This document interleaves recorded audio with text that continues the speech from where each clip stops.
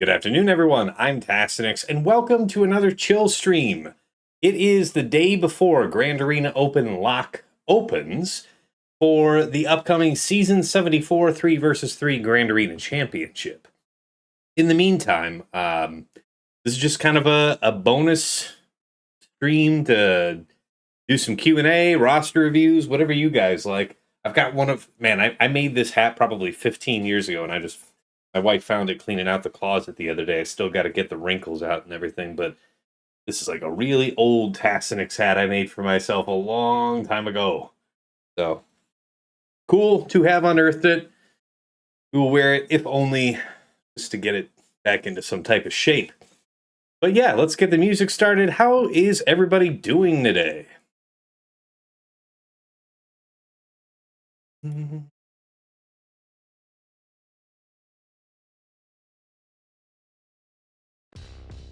All right. All right, so first of all, Guilty redeemed a hydrate just as well. Appreciate you, man. Good looking out. Thank you. Yes, you did miss the Sonic music, Turd Ferguson. All right, Kozlichek, Entaro Tassenix, Entaro Adun. Onslaught Storm. Hello, Mr. Tassenix. Good to see you. Welcome. Lady Geek. Good afternoon. Ganroth. Pleasure to see you. All right. And yes, of course, Turd right there. So yeah, guys, I'm here to talk about what you want to talk about. I've been doing a lot of remod stuff here. I guess I do need to knock out my Coliseum real quick so we can do that. But yeah, start getting some questions in the chat or stuff you want to talk about. It doesn't always have to be Swugga, but for the most part, that's what you're here for. So that's what I expect. All right. Waddle7503 says, hello there. Question. What do we know about era battles with these new units? What do you mean? Like the era battles, all they do is give era currency, so they're pretty whack in that sense. Yeah.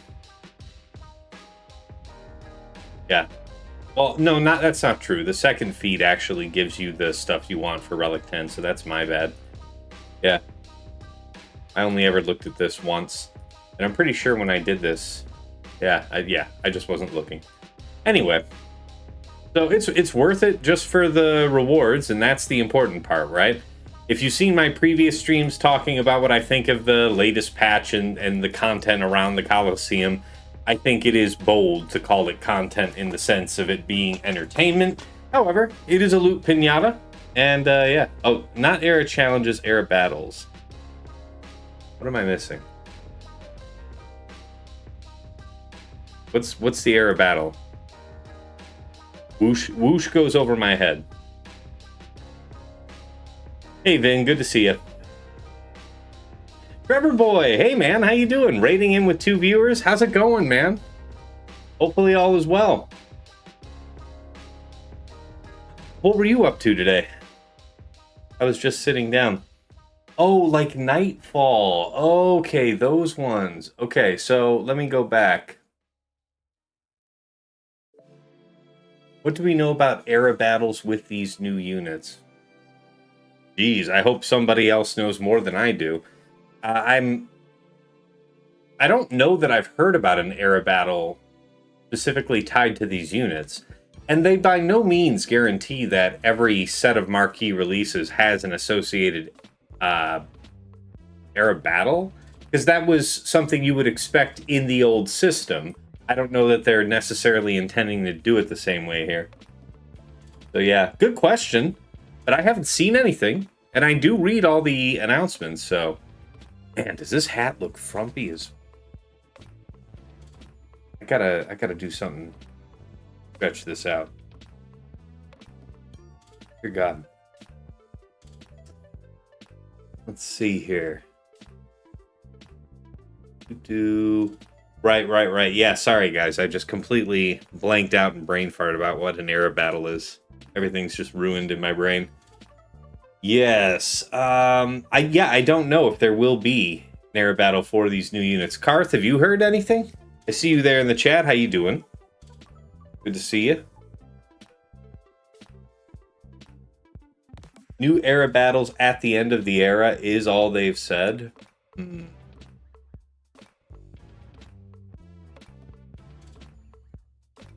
Yeah, Karth said era battles are coming at the end of the era and will run in the off week of the marquee.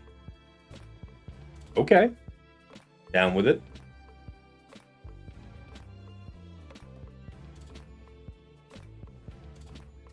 Vin, yeah, I saw your question, Vin. I'll circle back here to get that. Okay, we'll see here. Drex says, I'm not getting enough attacker crowns. How is your farming going? Honestly, the first 4 or 5 days of Conquest, I didn't get a single one. Did not get a single one. Then we broke through. Started picking them up, and now I would say I've got a decent setup of light side. Mostly dark side, but some light side. And yeah, I'll try and improve that from there. Try and pick up maybe 1 or 2 more attacker crons. I think I'm actually still short 1 tank cron. No, 1 extra healer cron. That's what I'm short on. Maybe 1 of each. Anyway, we're definitely very well armed going into the first week. Let's see here. Yeah, Cosley, my thoughts about the new crons. The other abilities look interesting, like the long text for the other roles. If you saw my video about it, I basically said it there that, all these other roles might look powerful, all the ones that aren't the attacker level 6, but I'm pretty concerned that they're just going to be wholly overshadowed by how powerful the attacker level 6 appears to be. Now, there will be players that are going to test it anyway, and then we'll find out. We'll find out exactly how well any of this holds up. But we've all seen the same clips floating about attackers, like Ben's just one-shotting with the AoE, like a Ray Ben team. The Ben just one-shotting an entire Pirate King Hondo team, all Relic 9, bulk Pyrocron, all the fixins, whatever. Doesn't matter, just gone. Pink mist. So... yeah, but anyways, if you're having trouble, make sure that you're rolling crons up to level 6. Don't re-roll anything. I mean, if the stats look really bad on the way, I guess scrap it. But on the way up to level 6, don't re-roll anything at 3. And see if you get attacker on the first, if you just get lucky. And then commit up to 2 re-rolls, the 20 cost re-rolls. Commit up to 2 re-rolls to try and pick up attacker. It doesn't matter if it's the good attacker long text or not. Just any attacker will do, because then you level it up after level 6. That locks in attacker as the roll for the cron. And then when you get it to level 9, if you have to, continue to re-roll the level 6. I'd hopefully get it with, by the time it gets up to being 80 cost, I'd hope to be done. The only reason to keep a cron that doesn't have the right setup in terms of 3 and 6, but especially 6 here, is if the stats are good anyway. If you can reapply it to a different team anyway, fine. But, as a stat stick. But really, we are on the attacker crons. It is the prize to go after the long text. Yeah, I see you about, Kazi said about your friend with his roster. Go ahead and drop that in the chat and we'll get to it here in a minute. Then Altabi says, I saw you did your second Relic 10 on Ray. Can you elaborate why? The short answer is that it was one of the asks of my guild within a certain range of characters. I also wanted to do it because, if you recall, this is a reason why it was really nice to put Relic 9 on gas back in the day. Since he could make use of every little bit of the stats that he was getting from that, it afforded you some slack in your mods. Like, if you wanted to maintain your threshold of protection at something like, say, 125, 130,000, by going from Relic 8 to Relic 9, you get a big chunk of protection for free, right? Now you can prioritize pushing up whatever you need more. More offense, more armor, what have you. And so too it is with Ray, because, that's my personal reasons. I don't know what my guild's reasons are for it, and if I did, I couldn't share. But personally, it just alleviates my stat targets that I'm going for. Like, I really would prefer to keep Ray at about 240,000. She was at 240 when she was at Relic 9. Now at Relic 10, she's at like 245. So she gained only 5k offense, but then that allowed me some room to do some push-pull on the stats, right? Now I took away a bit more of that health, and I went from 520-ish speed to 530, and I went up just about 100 offense, like from just under 1700 to just under 1800, so right about there, while keeping the armor pretty much the same. So also just typical reasons that are good for any Galactic Legend. You've got the Galactic Legend unique, you've got her sudden whirlwind, which is amplified by relic level. So she's just a really generically high value choice. And again, it allowed me some latitude in how I wanted to push her mods around. So hope that helps. All right. Yeah, Cosley, drop that thing in the chat and we'll get to it in a minute. Yeah. Vince, how can people already have 3 Relic 10s? I mean, if you got the calendar, the free calendar from the shop, that gifted you the materials you needed to go from 9 to 10 in terms of the, high level new materials. And that was your first one, if you were ready for it. And then we just had the packs in the shop, and they are expensive. And again, thanks to your support, that's possible for me to pick up. Longtime fans of the stream know that before I had such awesome support, I was not, I had to pick and choose. And then we had to farm some stuff, and then you saw me do some metas without some things, and very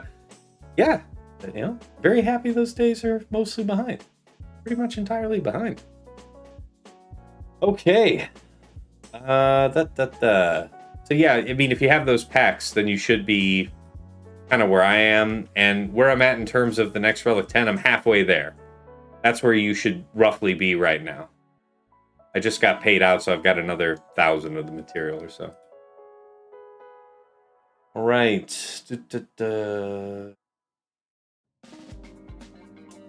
Suggestions on solo cleanups on R10 Ahsoka, says Turd Ferguson. I ran into several in 5s, and they are terrible. Your guess is as good as mine. Folks, share what you know in the chat. I am assuming that unless you've got a banger of an offense cron or something, I don't know how BKM's supposed to deal with that. And if it's Ahsoka with Watt, lights out, man. That's no BKM. It's basically Great Mothers on up. Yeah? Okay. Greyport says, I'm waiting for CG to say you need 7-star era level 91 plus to fully unlock Maul. But we already know that that's not the case, right? Like, if you want him at 7 stars, then you'll have to whale out for him just for the character shards of everybody leading up to him, right? That's more or less what you've always had to do. So I don't think it's tied to era level. Era level is tied to star level, though. Poker 11111. You can look at the account if you have time. Are you the friend that Cosley was mentioning, or are you somebody else? Because we have Cosley who's also going to drop a code if that's we're not talking about the same person. But yeah.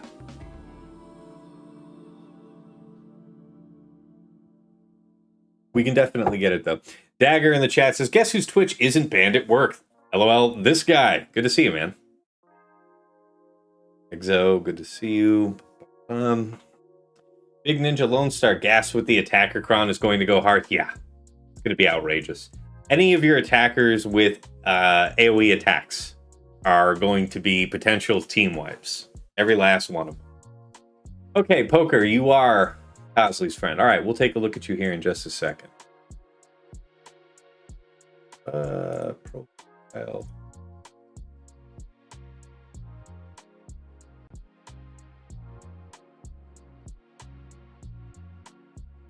Look at that. Okay, 8.7 million GP. Fiber 4 is okay. Okay. Guys just breaking into Kyber then, yeah? All right, let's take a look at your collection. So what kind of questions do you have, Poker? Let me just catch up. Art Vandalay says, hey, Tass in the chat. Good to see you, Art. Sheepdog, good to see you, man. Modulo says, hey, Tass, I recently watched the latest Plotting and Scheming. Thank you for the show. Such a great place to chill and prep for GAC. Glad you enjoyed that, man. Yeah, that's the second time we did that, and everybody still likes it, so I think we're just going to keep doing that. With that last episode, bookending the season, will be recorded live, and we'll take questions from the audience. Because that way, I think it's just much better engagement as well. Because if I continue to release it in the regular format, which means it comes out to the public, on Friday of the following week, you're in the off week, and you're probably not thinking about 5 versus 5 as you transition into 3 versus 3 brain. So now we all can kind of connect when it actually matters. Better for everybody. All right. Onslaught says, I refuse to Relic 10 Darth Revan. If I lose by 3 banners in GAC, so be it. We'll see what you say when it happens, buddy. If you haven't had it happen to you recently, and if you haven't had several such close matches, if you look at my recent history, I've had a handful of matches that have been decided by 10 banners or less. So less than half of a drop. The 3 banners really matter to me. And that's why I did it. That's just an arms race level Relic 10 for me. That's all. That way, when my opponents are scouting me, they can't immediately look at my Relic 9 Darth Revan and say, okay, so I get 3 banners right there. Won't be me. All right. Yeah, Dagger says, otherwise, her being Relic 10.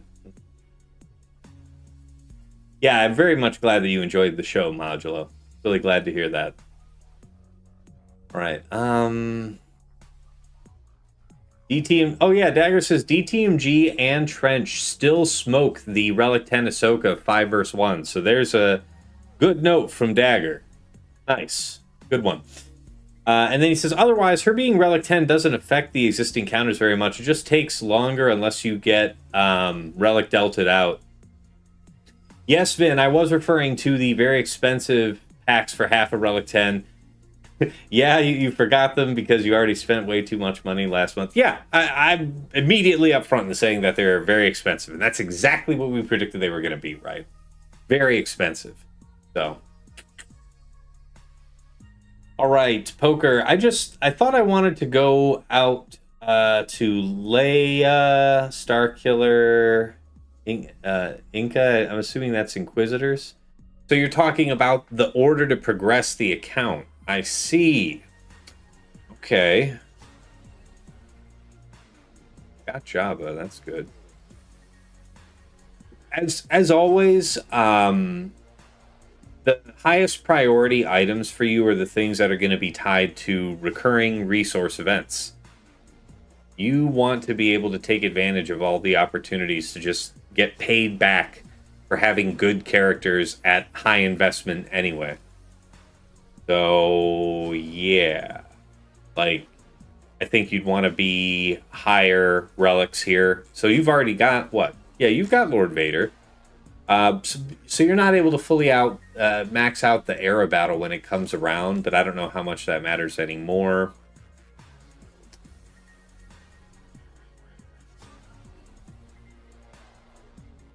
And for you guys in the chat, feel free to offer good tips as well, because this is a mid-game account, and there's so many different ways you could go at this point that were not available to me when I was at this point in the game.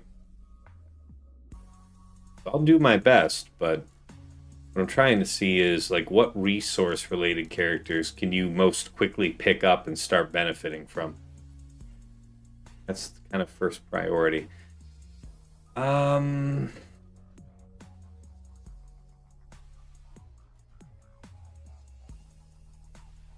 Where are your Knight brothers? Where are your Night Trooper and DTP? Not done yet? you said that your Poncho Bros may be helpful. Well, let's see, how far is he from them?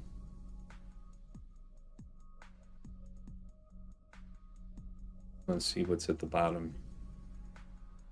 Yeah, so Qui-Gon is pretty fresh here on his roster.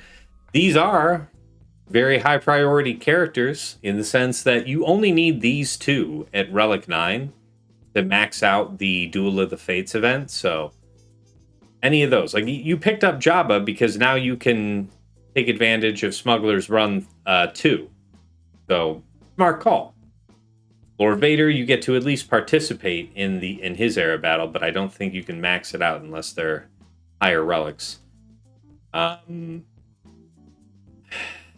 Yeah.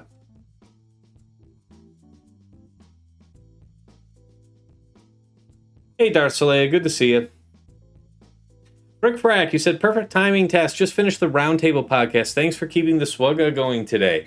Yeah, it was really a pleasure to have the Gambit Roundtable podcast pop up again. That was great. We hadn't done that since very early in the year. It was fun to be, MJ says, when did I move to CU? Feels like it's got to be 6 months ago now. Got to be a while ago now. Not all that new.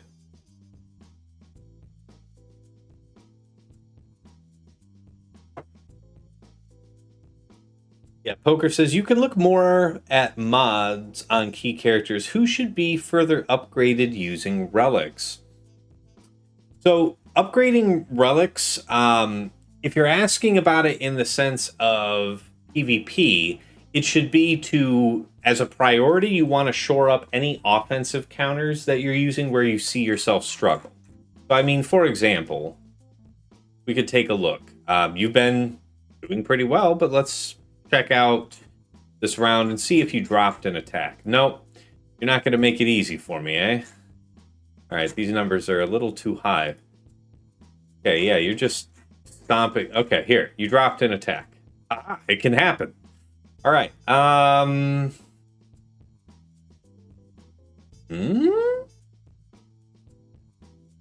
Okay, that works. That technically works. Okay, yeah, there's some pieces missing. So, yeah, this isn't the ideal team composition. You basically got a couple characters that won't bring much to the table here. And you could get manhandled. So, this isn't a situation that's fixed by relics.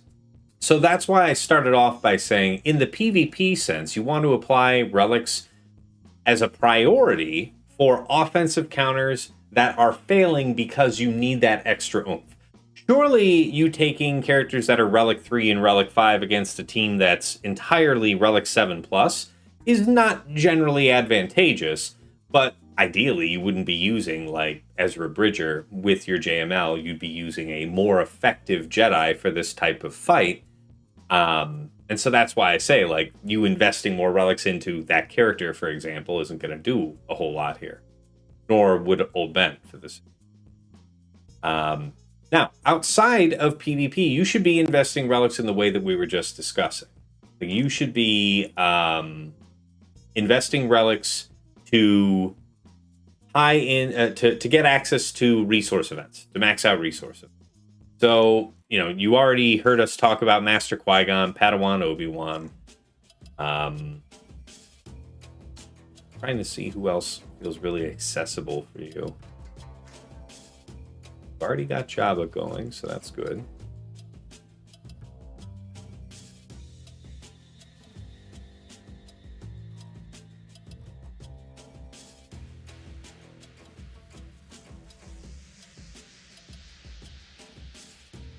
Yeah, the rest of these that you already have at reasonably high investment aren't going to pay you having them.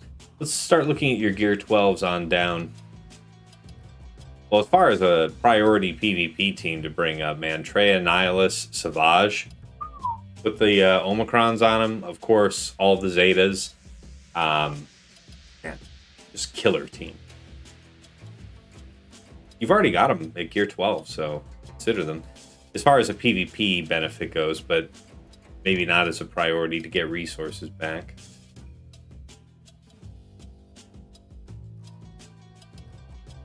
Yeah, I mean, comparatively, you might actually take a look at Master Qui-Gon Padawan Obi-Wan.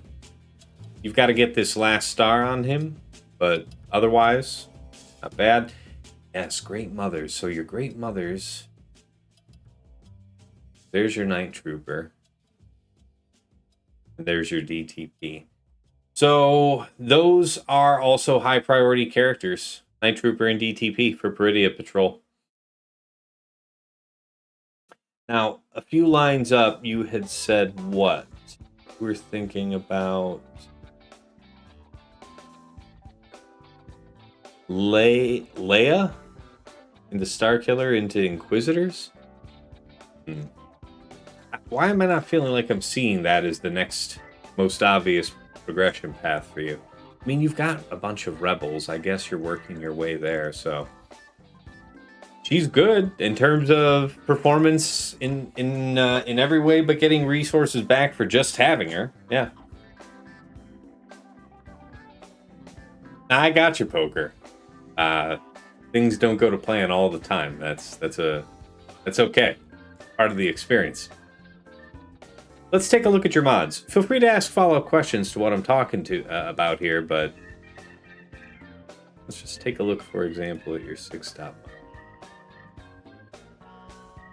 Sort by speed. Look this way. We'll see what type of mods you're focusing.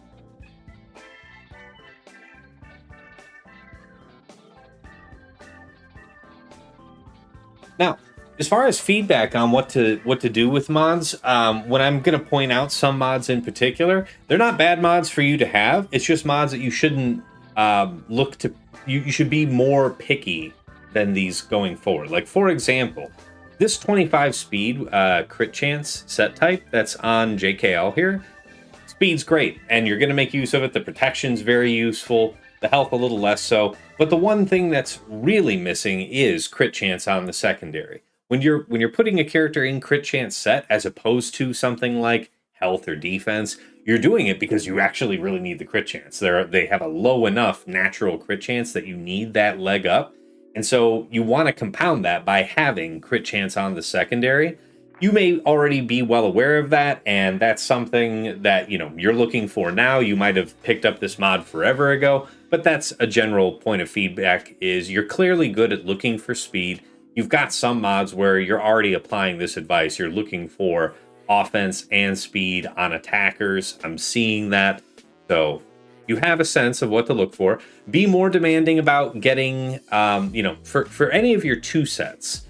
Think, for whatever the 2 set is, you want to get the most out of that. If you're going to put on a 2-piece of defense, you want percent defense and ideally flat defense and speed, and then whatever for the 4th stat, right? Like, that would be your ideal case. If it's a health mod, then you would want double health on it, speed and whatever, stuff like that.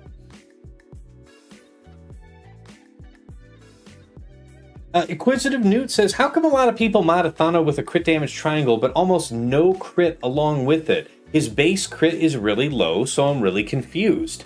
Read what Prophet does. Prophet per stack, I want to say, gives 5% crit chance and crit damage. And when under, I think he specifically has a call out for being under Maz. But regardless, I think it's in both Maz and Pirate King Hondo's kits that if they are in the leader slot, then the profit cap for pirates is removed. In which case, yes, they have abilities that will consume profit, but they're going to get so much of it that worrying about crit chance on every pirate but SM33 is pretty much a waste of time. You don't have to worry about it. It takes care of itself. Let's see here. Okay. Yeah. So yeah, you've got some mods that have these mixed stats. Okay. Oh, these are pretty good. Yeah. You're definitely good at picking your speed mods. Just start being more demanding now, because you're putting good mods on characters, and now you can start being choosier so that you get great mods. So this is advice I give to most people. you're doing just fine, but you've got your bases covered, right? All your characters that you're using have something equipped. So you're no longer in a position where, well, if I don't go for the right thing, then it's nothing. You already have something. So now start getting really picky about mods, and the sooner that you get picky about them, the less materials you'll waste, the more quality mods you will produce. You just are going to churn through more bad mods before you start leveling them up. No. Yeah, Newt, no problem. Yeah, there's a lot of complexity, and you'd have to go back to what? To OG Hondo's kit to find an in-game definition for profit, right?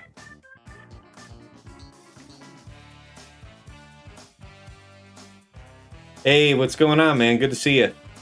That's JJ in the chat. How you doing, man? All right. Yeah. I mean, I don't think I have too much more to say. Like, let's say this. I don't know if you've already seen my How to Mod Guide series, but mods like this I would advise against. So remember how I was talking about being picky on your 2 sets? To look for the secondary as the set type. So you're looking for defense with defense, health with health, crit chance with crit chance.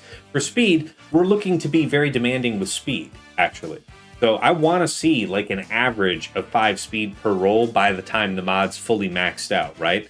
So there's a couple thresholds that I talk about in the video. I'm looking, by the time it is 6C, so that's just blue quality. I want it to be 9 or 10 speed on a speed set. If it's not 9 or 10, I'm done. I don't care how good the rest of the stats are, because if it was, if it rolled to offense secondary, and if it was an offense set type, I can accept lower speed. I can compensate for that. But if it's a speed set type, the job it's hired for is to be damn fast, not just a little fast. So be really picky about speed mods. I would, by the time you get it to 6 dots here, I'd like it to be not slower than 15, right? And that way you get maybe the last 2 slices. You get lucky, you get 2 5s. There's your 25 that I'm talking about, right?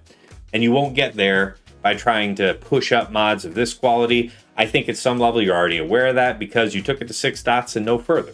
And you clearly know better mods to put your resources into. But yeah, just as a point to focus your resources. Other than that, man, it looks like you have a grasp on what you're doing mod-wise. So you have any other follow-up questions? Let me know, man. Oh, Dagger says profit is 10% crit chance and crit damage per stack. I thought it was 5, so there you go. All right, Cosley, yeah. Hopefully all that helped. Guys, we spent a good chunk of time here going over Cosley's friends roster. What's next? Throw more questions up. I think I still need... Yeah. Get it done.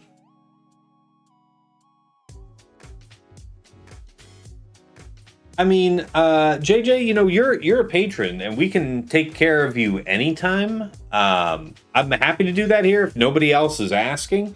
But since I'm only available here, kind of today, because if you guys didn't see my announcement on stream, from tomorrow until basically Sunday, I'm going to be at Disney World with the family. And so while I will have my phone in my pocket, for all intents and purposes, I'm going to be, incommunicado. So, yeah, this is why I'm here, to at least put in some FaceTime with you guys before I ghost you for the first 2 rounds of the week. But yeah, JJ, go ahead. You can drop your ally code in the chat. Let's go for it, man. Oh, you're just being silly? Yeah, no worries. While the wife's getting ready, you're ready to leave the house and do errands. No worries, man.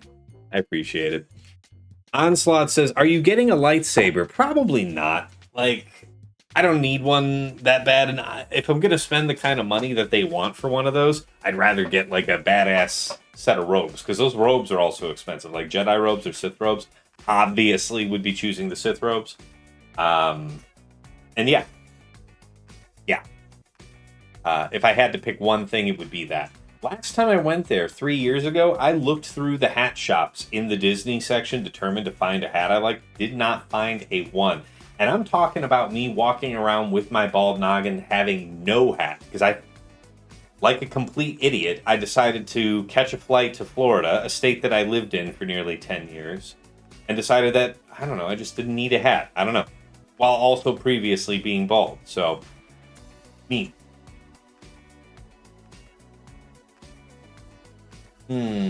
Cosley, are you ready to win the next GAC versus Herbert with 2 or less? I mean, I look forward to the next time fighting him because these are the problem opponents are the fun. These are the mountains left to climb. Like this is why I like fighting players, new players to me, especially if they're difficult to crack. You know, like Herbert and Sasha are probably some of my 2 toughest opponents. And they're very different from each other, which is interesting, right? That's fun. Art Vandalay, enjoy. Have you done the Rise of the Resistance yet? Yes, I did that ride a few years ago, the last time I was there with the family. And it was great. I enjoyed it. I had a good time with it. Marin says, so besides Fuyu, where is the game going? I'm a semi-spender, I'm in Kyber 1, and I know I won't be fighting top 10, so where is the fun? Well, here's the thing. Relic Delta is the real pressure on low-spender free-to-play. The bad news is that it's hitting hard right now. The bad news is that's the bad news. The good news is it only gets better from here, because we're talking about the first few weeks of this being implemented, and so you haven't had the added resources that are coming in. Also, the benefit of not needing to spend as many resources to go to the higher relic levels as before. So you haven't had the time. I think somebody on my Discord yesterday was saying the rate of relic 7s and 8s that they're able to free to play apply is insane. I don't have the number, but I remember just conversationally being like, wow, that is a lot. That sounds like way more generous than what I remember doing like 4 years ago. So, yeah. Let's see. Yeah, no problem, Poker. Glad we could help you, man. Yes, Cosley. I enjoy fighting Herbert, and I look forward to it. Don Senzi, if a character says, for example, 10% health and protection boost, which primary is a better choice? So it would depend. The generic correct answer is protection. For most characters where you're gaining an even amount of health and protection, or you're having a mechanic that is restoring equal amounts of health and protection, for a character that isn't otherwise specialized towards one primary or the other, the answer would generically be protection. But it also really depends on the whole team, right? You're thinking about, like, you know, if what I say is true, then why do I have JMK in a health primary? And why do I look for health on his secondaries and you know, offense and more health and you know what I'm saying? So why would I do that? It's because of the mechanics of the team at large, right? So his leadership's giving you max health. You want to lean into what the kit of the characters, what they're doing, and the leadership, where it applies. So if you watch any of my mod guide videos, that's why I always go to the effort of talking about the leadership and then all the character abilities as it applies to how you might mod the character, and then we go into that. So there will be many exceptions to what I just said about protection being the right choice, especially if you've got characters like Rey, who again has a benefit for you modding her favoring health. You know, you're putting her in all health, so why would you want to lean into anything with protection on? Hopefully that helps. Feel free to ask a follow-up. Cosley, what about Baby Yoda? He seemed like a hard opponent. Oh, if I didn't specifically name somebody, that by no means is trying to imply that they're light work. I'm saying, like, just people that I like lose the most to or have the least favorable win-loss ratio, I'd say it's probably Herbert and Sasha. Baby Yoda, I've lost plenty to in the past. He's historically been a very difficult opponent. I want to say maybe the last couple of fights I've won. But I'm by no means mean to imply that he's an easy fight. Hey, Backspace, good to see you. No, I saw you, JJ. We'll catch up here in a minute. Because you know that we can review your roster and stuff anytime. So yeah, if there's other stuff coming in from the public, I want to make sure that we get these guys covered. Because you can catch me, you know, I'll respond to you like in my evening times and stuff like that. You know, I respond to patrons whenever I have the chance.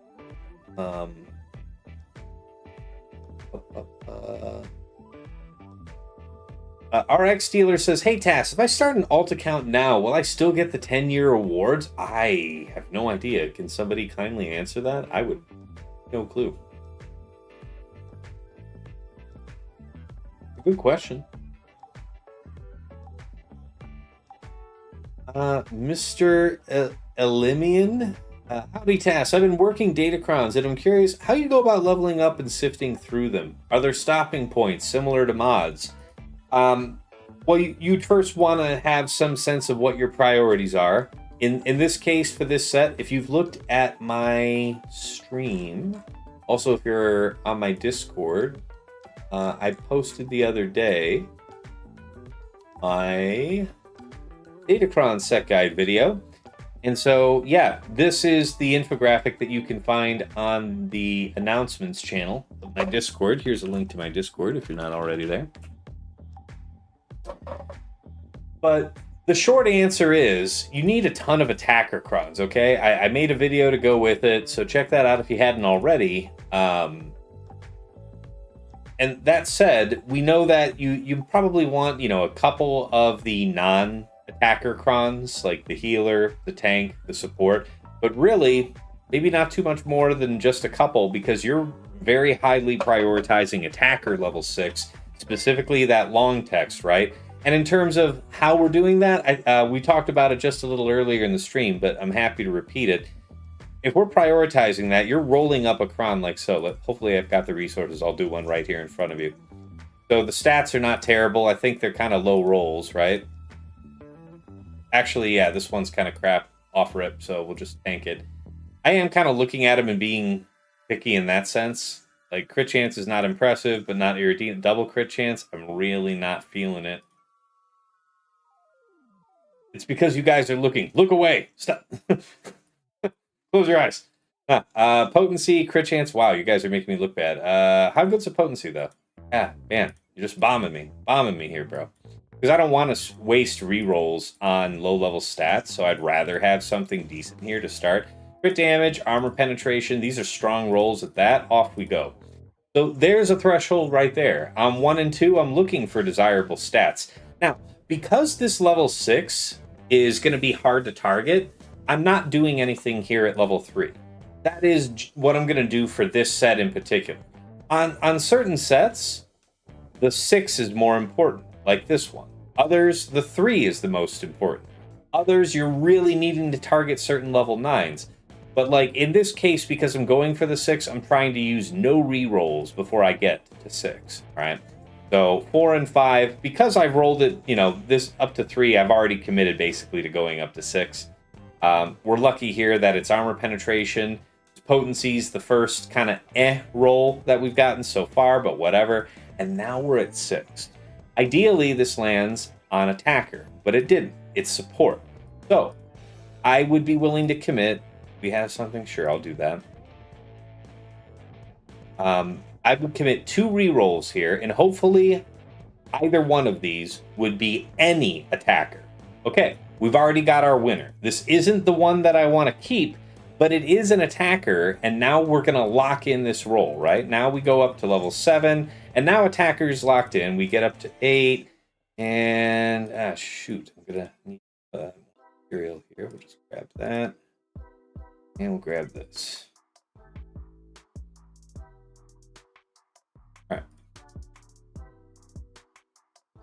So those last 2 stat rolls were a little unfortunate. We were really getting great attacker stats. The health is generically good. The tenacity I might try to roll away. But now what we've done is we've locked in attacker roll. So now when we go back here to re-roll it, ideally, I don't have to keep spending more after this next re-roll on it. But if I had to, I would do the next 2 40s. And then if I didn't have it there, I'd really reevaluate whether or not I want to keep the mod. Because now we're talking about 80 cost re-rolls after that point. And we still want to re-roll this level 3. This isn't one of the desirable light side level 3s. Pretty meh. So anyways, let's check out and see what happens. We got lucky. We get a long text. So there it is. And now when rerolls start to get expensive, moving into the 40 area, I get to spend it as a priority on getting the right level 3. I'd love to reroll one of these other stats, but that's less important than having the right, in this case, level 6, then level 3, and kind of whatever for the level 9. As far as priorities go, I'd say for this set, level 6 over level 3 over stats over level 9. How's that work for you? Yeah? So let's see what we get here. This would either be... All right. So I was looking for turn meter or bulk. It's kind of bugged. I can't see what this one is, so we're going to choose it in hopes that it's either. Yeah, turn meter. Okay. So there. This is a good one. You see what I'm doing? And in this way, you see by being really strict on those first couple levels, I know that I'm never going to waste rerolls chasing good stats on those early rolls. And locking in the roll at 6 means I'm reducing the amount of randomness in what I'm doing here. By the way, if that had rolled a couple times without getting any attacker, I would have just sold the Kron. Like, I'm really wanting those level 6s. And you could say, oh, but Tass, the stats look good. You might use it somewhere. Okay, fine. Maybe don't sell it immediately, but I'm telling you, in the long run, I'm going to sell that Kron because I am looking to replace that dud with something really good. Either the level 6 attacker that I'm going for, or one of the other roll long text abilities. None of which was what that was going to be if we didn't go attacker. So, yeah, I've scrapped a whole bunch of crowns already, Dagger. I've scrapped a whole bunch just for having confused stats, stuff like that. You might say that that's inefficient, and I could deal with that, but I'm just not trying to keep bum crons. All right, backspace, you got to take off. No worries, man. Where's the Fez? Hey, Striker. Yeah, man. It's actually just behind me, up above me on the shelf.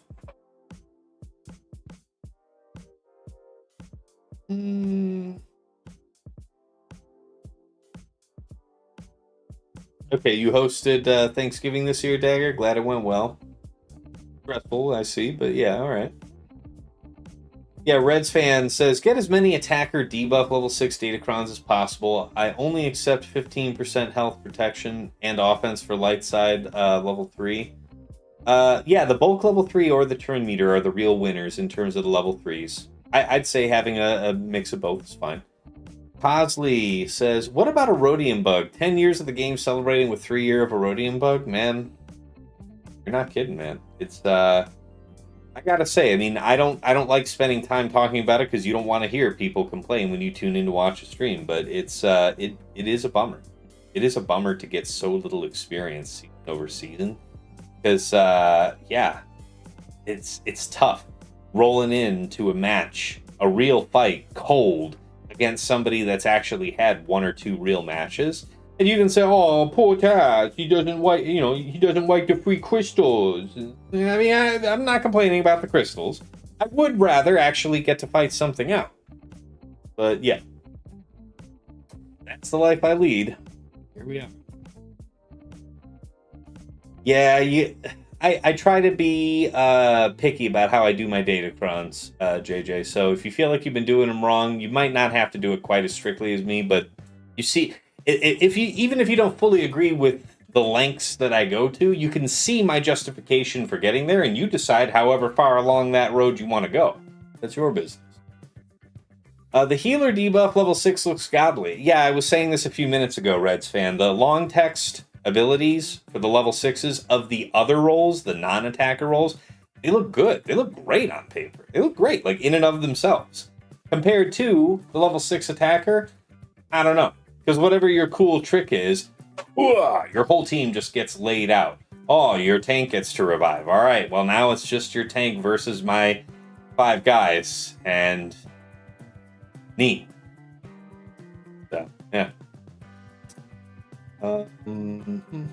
Yeah, Dagger's saying, there are several reasons to save those, suboptimal crons that didn't roll the way you wanted if you aren't willing to whale. Sure. And I would make more use of them if I didn't know how specific my goals were for this. I think that's fair. Black 90 says, I think the riposte is something to keep at the beginning and can be useful. Fair, I actually do have one of my Dooku crons having the riposte. In general, I think we're all going to run with the long tech. But that, and I also have one for light side to go with, like, Mon Mothma, for example. Yeah, I like that. I think there's something to that. That's a good one.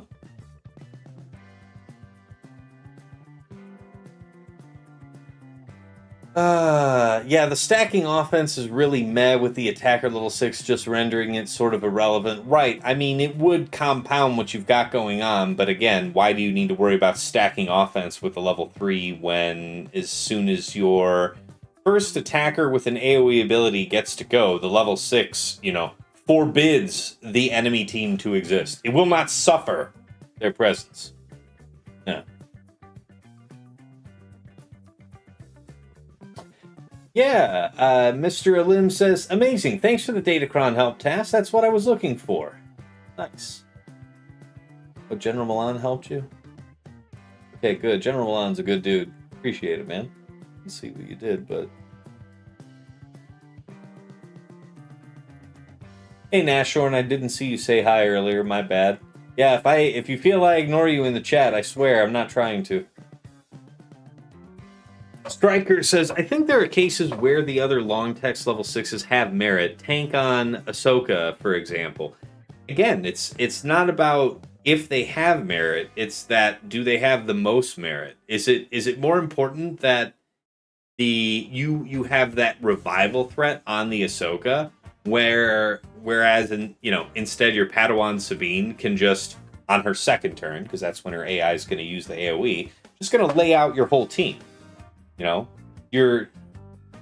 Maybe you could say, okay, Tass, what happens if I focus the Padawan Sabine down? Now isn't the tank more important? Okay, maybe. Fine. I don't know. You don't have dark side stacking offense, level 3. You've got armor penetration, though. You've got crit damage. I mean, there could be something. Could be something to that. No. But I like... Ahsoka would be one of the exceptions, right? Ahsoka and Leia, if you're the type that would put it on defense, the last time we had this tank revive long text level 6, I'd seen that. That's fair.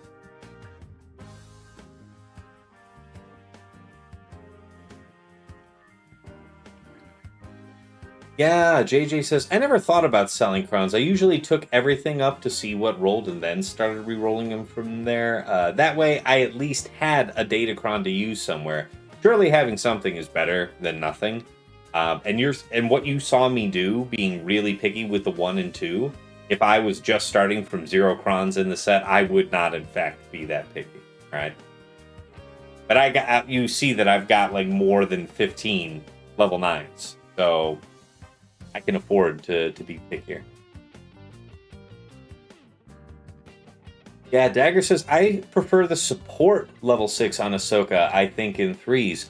Yeah, that could be a killer. Let's see, at the start of each encounter, grant all allies evasion up and tenacity up for 2 turns, and inflict tenacity down and evasion down on all enemies for 2 turns, which can't be evaded or resisted. Whenever a non-support ally is critically hit, grant them prod-up stacking for 2 turns. It's not great for the enemy. And at the start of their turn, support allies dispel all buffs on all enemies. If evasion up, health steal up, potency up, or tenacity up were dispelled, inflict the opposite debuff on all enemies for 2 turns, which can't be evaded or resisted. And whenever support is critically hit or inflicted with a debuff, they stealth for 1 turn. Yeah, Exile Ezra is a support, right? That sounds like a nightmare. So, fair call. Striker says, the tank forces them to take Leia for the one-shot if it's a long text level 6. You may be right, Striker. So, yeah. Old Speckled Hen says, last tank level 6 meta was busted with the infinitely scaling max protection. Yeah, I do appreciate that they wanted to bring back these really defining role-based abilities, but they didn't bring them exactly back the same way, right? They did twist them, and I appreciate that.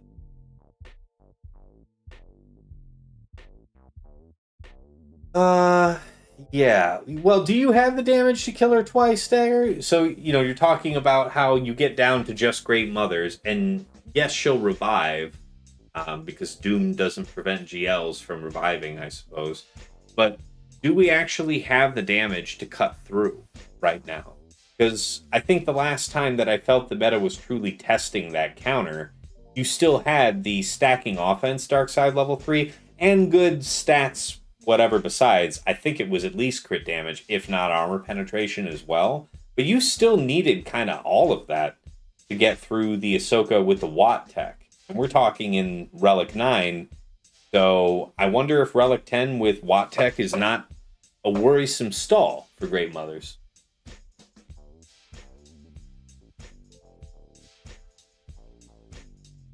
Or keep Spirit out of stealth and taunt off with Morgan. Yeah.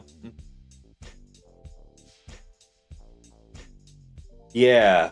Well, what do you think? You think that's enough? You think that's enough damage using the support Crom with your Great Mothers to take on that type of Ahsoka composition? Because that will definitely be tested. Bulk with the Watt tech, yes, but people will likely have a turn meter level 3. Yeah, but if they also had health on the stat in excess of 45% health, that's pretty much the lion's share of the problem, isn't it? So you could still have that issue with turn meter on the level 3. Still, I appreciate that you see that there is an element of risk there. That's a good one. Keep the questions coming, guys. Vinal Tommy says, what are you thinking of the focused Datacrons? The combinations are kind of wild, and I'm wondering what the intention from CG might have been behind that. Well, I think they're very well aware that where we see gold in the stats, we're not afraid as a player base to flex them outside of their intended team, right, or intended application. So certainly you should be looking at them that way. This is a really flexible, powerful stat profile. The tenacity and potency, depending on which team you're putting it on, may feel a bit wasted, but the rest of that is just solid gold. This HK Cron is very strong as well. Very large amount of defense. We are still in a Datacron meta where the only defense that you will find on a Datacron is going to be from a focused Datacron. This Bobacron is probably my favorite one of the in set for the stats. Good chunk of defense, but armor penetration, crit damage, 80% offense. Is this my replacement for the gone Wampacron? This is my new Bangcron. It's a good one. And then the Phasma, this is kind of the weakest one in terms of stats, because it's got a good mix, and it's a great offensive mix. But I need the crit chance the least, and this health amount is less than the others. It's only 20%. By the way, I think I missed something earlier. Which is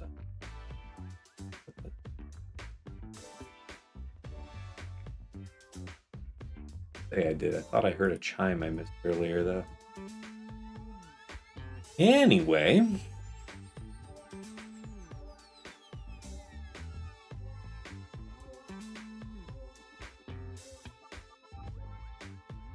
Oh, you need the attacker crown on Great Mothers? Okay.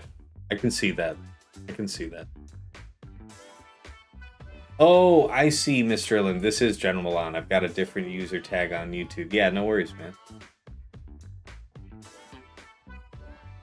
So as far as their intentions, though, you were asking, Vin.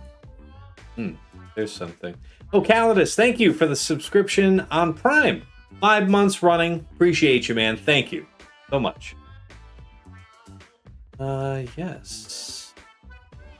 Did he follow Trevor? Yeah, I don't know why it was pinging me to follow Trevor Boy Gaming. I already do. I don't know. Anyway, oh, I see Dark Stanley saying, I think the Focus Datacrons are throwback teams due to the anniversary. Okay, sure.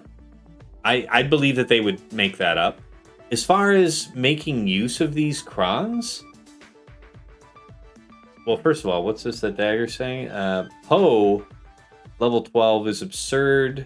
Is absolutely absurd, at least in 5s and possibly in 3s. Yeah, who's got that? Take a look. Because I actually have brushed up on my Poe. At the start of each encounter, Poe inflicts fear on all enemies, which can't be copied, dispelled, evaded, prevented, or resisted, and exposes them for 2 turns, which can't be evaded or resisted. So that's happening at start of encounter. It doesn't require that he takes his first turn or anything like that. It's happening, yeah? Whenever taunt expires on Poe, all enemies are inflicted with fear for 1 turn, which can't be copied or dispelled, and all allies gain 20% turn meter. Whenever Poe Dameron is critically hit while taunting, he gains prod up 50% for 1 turn. Whenever a buff expires on another ally, Poe taunts for 1 turn. Fantastic. So yeah, I guess you're benching what? Your resistance hero Poe? I guess it's a question of what's more essential to you. Everything going on with Rose and the Omicron, or just the essential synergy of the resistance bros. Dagger points out, it is not team or faction lock. Yeah, plug and play Fear on demand. Thinking about whatever team you're placing it with would ideally be a team that's cycling through buffs rapidly. So you'd have high reliability on the taunt, and then you're just fear bombing people and pushing turn meter into your team. That is very flexible. A fair point, Dagger. Droid-wise, yeah, I don't know that I'm going to be making a lot of use of this HK out in 3 versus 3. I don't think so at all. In 5s, maybe a bit, because it's only this first little clause that is dependent on him being in the leader slot. The rest of this works, regardless, including the 75 speed gain. So that might be a thing in 5s. IG-88 is generally not good enough to use with Afra in 3s. And if you have the Omicrons on the droid, look, I don't think you need the Omicrons, but if you have both the murder droids set up, Omicrons or no, I think I'd probably just take the pair as opposed to shoehorning IG-86 into there. I am leveling him up for 5 vs 5 though. I mean, in terms of his mods, he's already relics and whatever. But if HK is in the leader slot, yes. So maybe you want to try this. Maybe you want to try something like HK Sortie and IG-88. If you're in like a lower part of the game or mid game, this might be kind of a fun 3 vs 3 team because of the challenge it would present. HK lead, then you'd have the tie-in from the IG-88 level 9. I mean, if you're in a part of the game that's making use of Geos, then I guess you get a freebie on this mechanic. Otherwise, I don't see you getting a lot of use. My plan, like I said, I think this one is probably gonna be probably on defense with something, but I have a couple ideas for it that I don't want to share yet.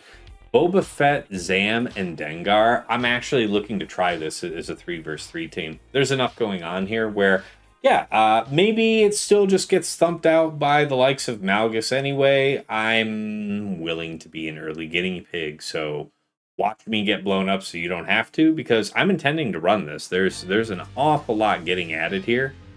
With him as a lead, Zam and Dengar, all 3 of these characters are Relic 9 for me.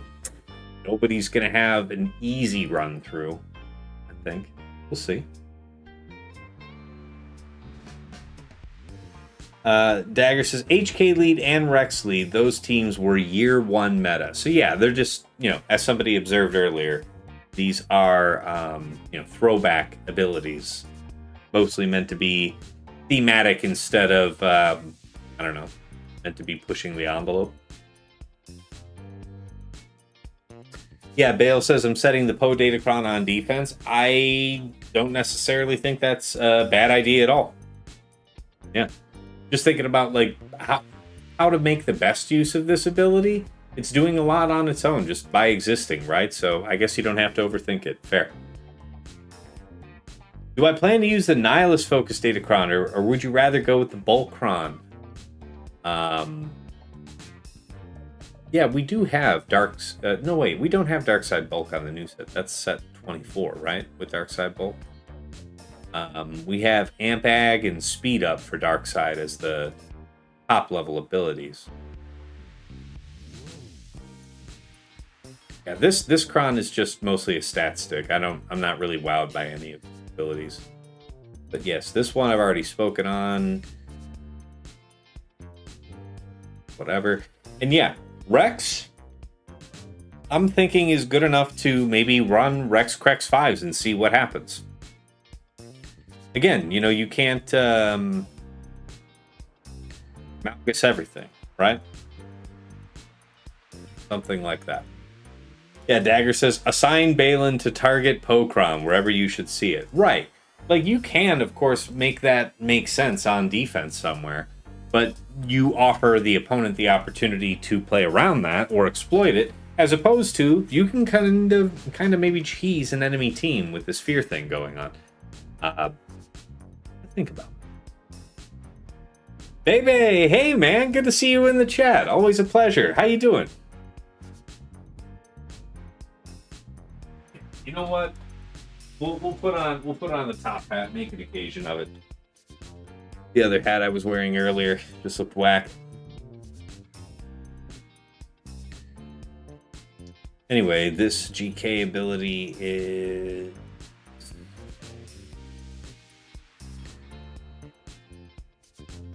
at the start of battle, if there are no Galactic Legend allies, realistically, you're mostly using GK with either JMK or Rey. Some folks use him with Starkiller, but he isn't even usually the best choice for Starkiller. So, not really thinking a lot about that. So yeah, if I wasn't going to do this Rex thing, this does look pretty tempting, right? This Darth Nihilus level 9 is significant. At the start of each encounter, if there is another support ally, like Treya for example, Darth Nihilus gains 100% max health and max protection for the rest of the encounter.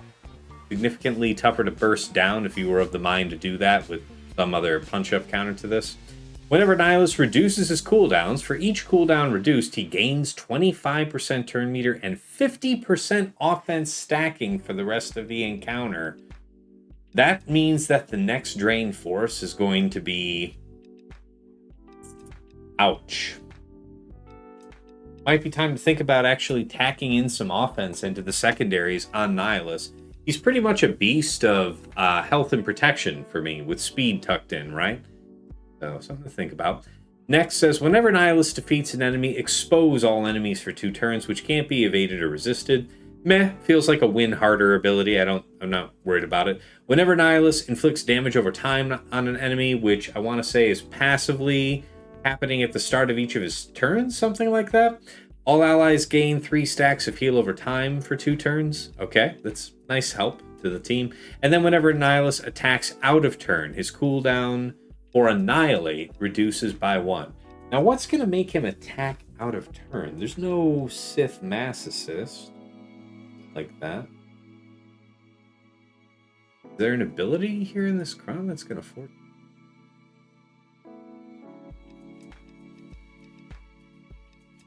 Whenever he attacks out of turn, somebody causing that?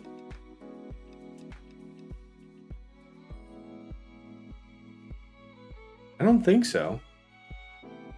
Oh, Philip makes the point of saying Sith Eternal. Yeah, fair enough. Any Sith would have to be the question, so okay. Yeah, I mean, whenever he's called to attack out of turn. So, to that end, if you wanted to somehow make a mixed-up team where you're just calling assist, using abilities to call Nihilus to assist, you could push that around with any composition. That is fair. But yes, as far as a Sith-related synergy, I guess that would only be Sith Eternal. Interestingly, if you made Nihilus, like your number 2 to go with Bane, then you wouldn't get the benefit of the added health and protection because Bane is an attacker, not a support. Realistically,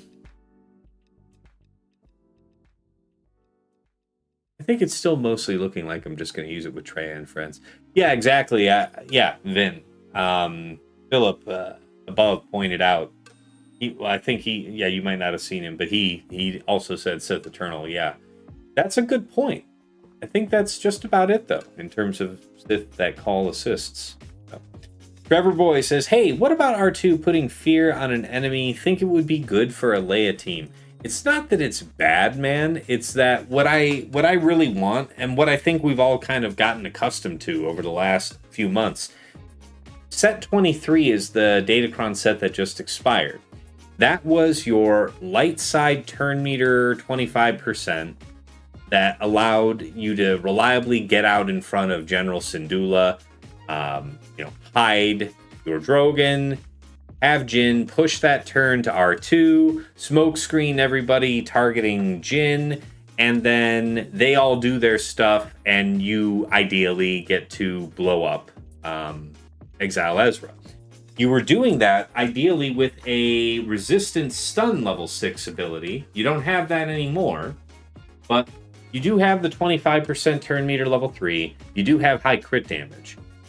So you can get most of that effect. As far as not having some special effect for R2, I think I'd rather live without it and still have the reliability of getting to shield the whole team and forcing them to focus on Jin early. That's kind of what I'm thinking.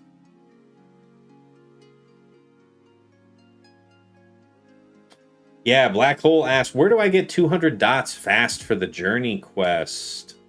Yeah, Dagger responded, Lord Vader plus Darth Vader. Yep, that would do it.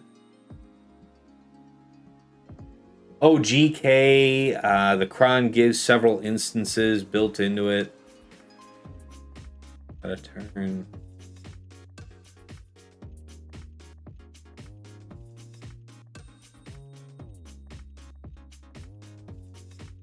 So yeah, if you're going to use GK with Nihilus, with Thrawn, it would seem, then I guess you've got some pretty good synergy going on there. Huskins is also really funny for the instant feat on a team like Phoenix. Yeah, I'm sure. Yeah, I'm done with Conquest for the day. I probably should have thought of that. But then again, earlier I wasn't planning on streaming, so... Hey. I'm looking forward to trying that Boba team. I've really put some love into those characters. What's next, guys? What else are we talking about? You can do my Conquest, this Dagger? No, I don't think I will. Appreciate the offer, though. I will keep that in mind. Really.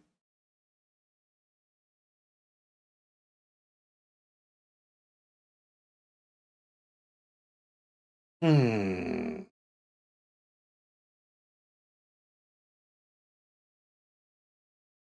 swear my messages must be hidden. No, I saw you. Oh, yeah, no, I did miss your last comment, though, Rusty, so my bad. Thanks for calling my attention to it. Any good uses for the wordy support / healer level 6 over the other two roles? I have a couple. I mean, the support one is essential for the Great Mothers, right? If you saw my video and looked at the chart, the latest version of that chart is in my announcements channel on my Discord. But there are a couple support crons, a couple healer crons that are worth your time. It would still just be mostly attacker, but we know it's support for Great Mothers because we want that 15% turn meter level 6 so that we can get out ahead of a 25% turn meter light side cron. So we know that. We have that exact intention. That's what makes a support cron make sense there. Otherwise, we would think attacker, right? So if you have an idea in mind, like let's say you want to do the healer cron with Xeris and do another Xeris revive team, super revive team. Okay, You know what it's going to do. You know how it's going to make your team endure and revive and whatever. Is that actually going to meaningfully stand up to the AoE attack that your enemy team is presumably going to use? So that's the issue. Dagger says, I also hate this shitty work keyboard after getting a mechanical one for my home office. I'm telling you, man, it's tough to go back after rocking a mechanical. It's a pleasure to type on them. The haptic feedback is nice. Okay. Chronic says, what cron would you recommend for Marin versus Java? Uh, Certainly the Amplify Agony, the max health damage level 3. And then classically, you would want a lot of tenacity on the cron. You would want to have enough tenacity to neutralize, the expected amount of potency that you would see from their team. And then after that, action, I guess. Protection, crit damage, potency, not bad stats aside from the tenacity. Tenacity would be the other thing.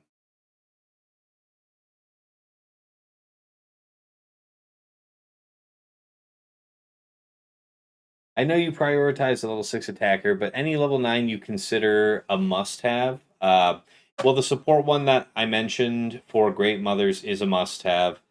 I want to say, I think picking up Azaris Kron, to have it be flexible for any light side team, you'd want to have a bulk level 3.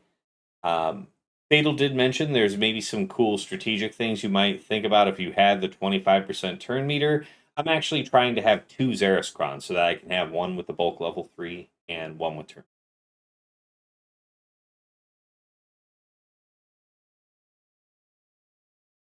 Vin says, wouldn't Nihilus abilities also have use in a Starkiller team, 5 vs 5, of course, and TW maybe?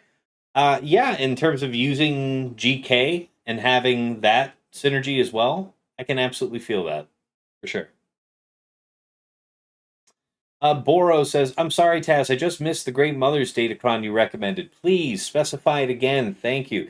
Yeah, man, if you haven't seen it already, I put it on my Discord. Check it out. Here's the graphic again. But here under supports, I call it out. Like, see how level 9 I say in parentheses, Great Mothers? That's like, just my notation for you're using this cron for Great Mothers. There is no level 9 for Great Mothers, but there is no level 9 that matters for this application. What matters is the 15% turn meter when you have 2 or less buffs, I think, that level 6, that's what we're going for. That's supportability. And then, yeah, max health damage is good. I'm thinking that speed up is probably my default choice, but there's an intelligent argument to be made either way. I feel like since we have a source of mass assist, we can get early value for having speed up and kind of just feed off that ever more. Maybe you could make. I don't know why Ampag would specifically be better for them, but yeah, for the Great Mothers. And then yeah, crit damage, armor penetration, like I say here. So again, this infographic is on my Discord. Check that out. Oh, wow, you've built a mechanical keyboard of your own, Saldag. That is incredibly hardcore. That's crazy, man. Zach says, can I re-ask the roster question we had rain check last week? A rain check last week? Yes. Yes, if we were I think I remember you now. Yes. We've already done a roster review. We can do another for sure. All right. Level 6 could be edited pointing if support, attacker, healer, or tank. Uh, n- what? No, no, no. The infographic makes clear about which role it's for based on right there, like above the color coded table. It'll say, see, all these green would all be healer, all these blue would all be support, all the red are all attacker, all the yellow are all tank. So that's how I chose to break that up. If you still have questions, though, let me know. All right. Luminous says, have you tried Riva with long text attacker? No, but I'm not really testing any of these in Grand Arena. I'm not the type that likes to, if you test things for Grand Arena based on Squad Arena, you will end up going in with a false sense of security somewhere along the way. And I try not to do that. Yeah.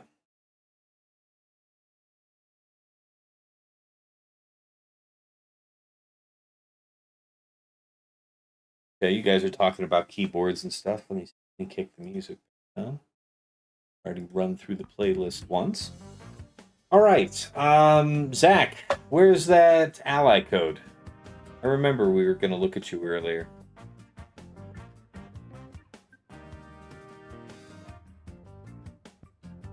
Yeah, Dagger Mage says Arena is more of a proof of concept thing.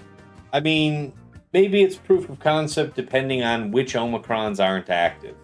They're not all, Grand Arena Omicrons are created equal, and so if you didn't have them active in Squad Arena, could you largely rely on the results on a case-by-case basis? Perhaps.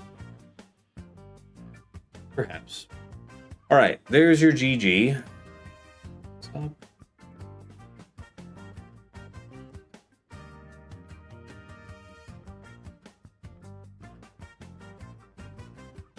All right, Listerline, this is your account. Let's see, you're 9.2 million. Rhodium 4. Okay. So here's my question, says Zach. Where is my direction now? I'm finishing Leviathan currently. I'm getting most conquest tunes in 2 months. Where do I go farming-wise? GL-wise and conquest tune-wise. So you're asking what do I farm next for, with a particular focus on Galactic Legends or Conquest tunes.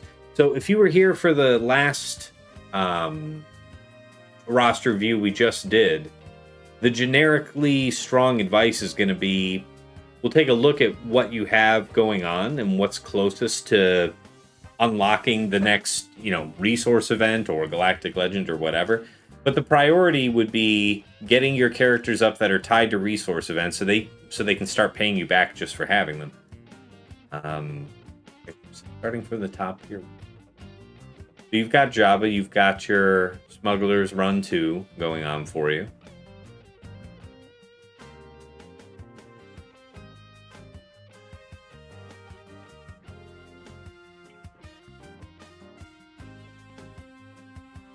Nashorn says, could you try Vader or Rey with the Attacker Crown? I saw Scribe do massive damage with it and would like to see what your tunes can do.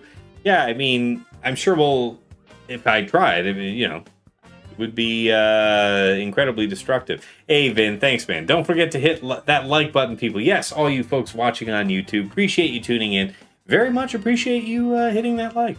I do appreciate it. Here. So yeah, back to Zach's question about where to go next.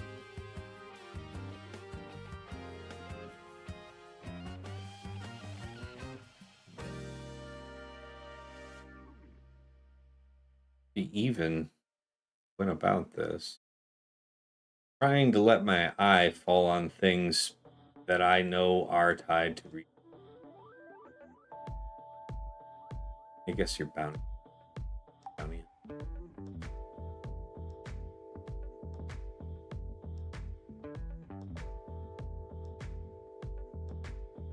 Did I miss good characters earlier? Okay. Now we're getting some. Alright, so there's the Lord Vader clones down there. There's New Bad Batch. Alright, there's your Night Trooper, your Great Mothers, his DTP nearby as well.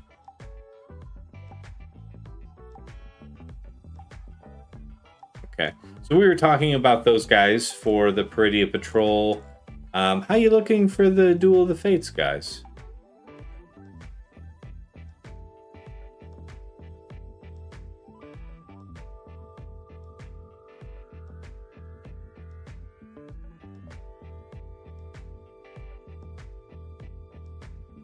Padawan Obi-Wan, Master Qui-Gon. So, okay.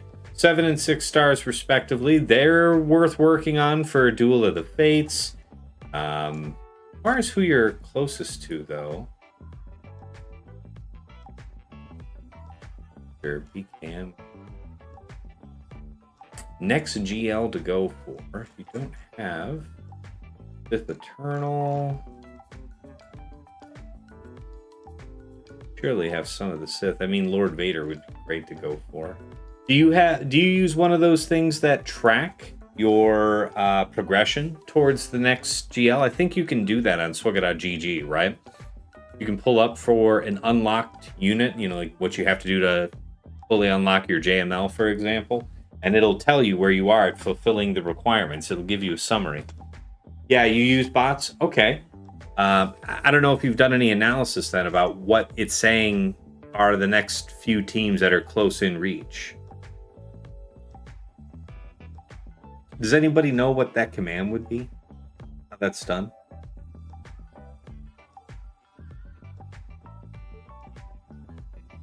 Mm-hmm.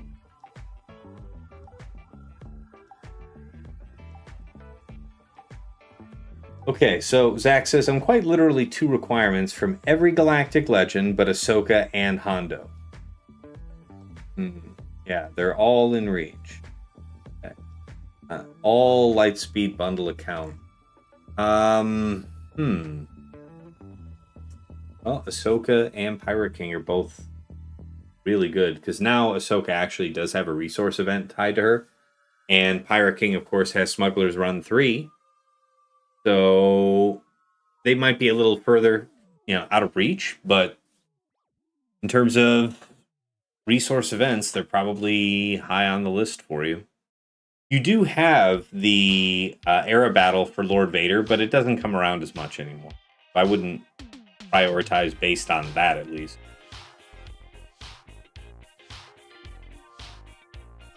What say you guys in the chat? Any advice for our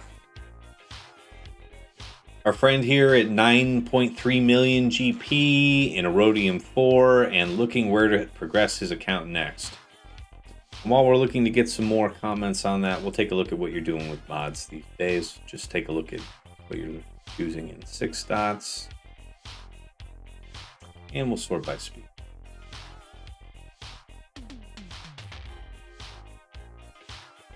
Nice, you got some real fast. Good primaries. Oh, okay. Good damage set on your Drogon. I like your style. Okay. Yeah, I won't harp on it long. Just say what we were talking about earlier. For your 2 sets, look to have the secondary that matches the set type and be strict about it. So for crit chance mods, you're looking for crit chance secondary, ideally speed, probably offense as well. It's generally an attacker's mod. But I say that not because this is bad. A 24 speed mod of whatever, you're going to make use of this. This is fine. There's nothing wrong with this. Just try not to produce a whole bunch more of this, right? That it's just a bag of speed, but it's not really offering much to the offensive profile of this character. So that's something. Exactly, Zach. You would be looking for a crit chance secondary on that crit chance mod. Yeah.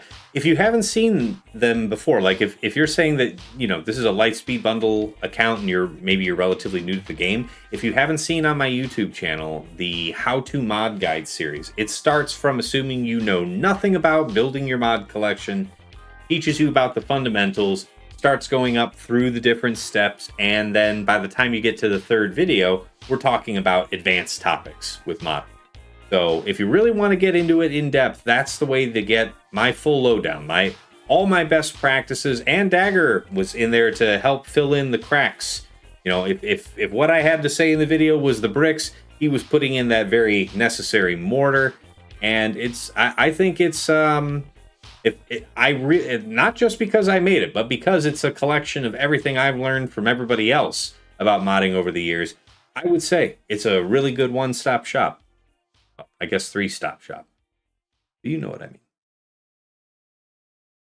Yeah, good. You've seen the first video, not the others. Right on, man. I mean, in your own time, you'll. I think they're worth your time overall. Anyways, yeah, you get the idea. You're looking for the like stat. I like your diversity of sets outside of speed and health.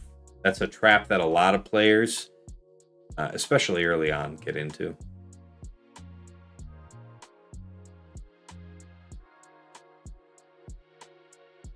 Yeah, we do talk in those videos about when to stop working with mods and maybe come back to them later, or stop working with them and use them as they are, or stop working with them and just sell them altogether because they're just, if they didn't hit specific things we were looking for, then they're really not worth keeping. You seem to have a sense of at least when to stop, because you have a lot of 6As and you could have 6A'd this mod, but you didn't, and that's okay. Not that it's a terrible mod, I'm just saying, like, you clearly aren't looking at every mod and saying, okay, if I take it up to 6 dots, then each and every one immediately is going to 6A before I work on the next one. And I'm glad that you're not doing it that way. There are some people that have those notions. Not saying that it's like a ridiculous idea. I'm just saying that once you stop and think about it, it doesn't really make sense from a resource. Okay.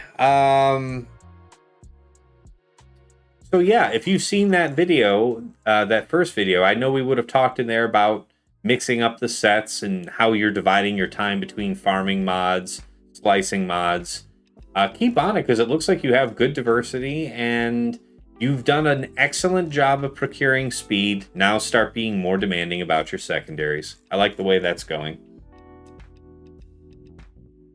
Feel free to ask more questions if you've got them, though, Zach. Hopefully that helped. Let me know.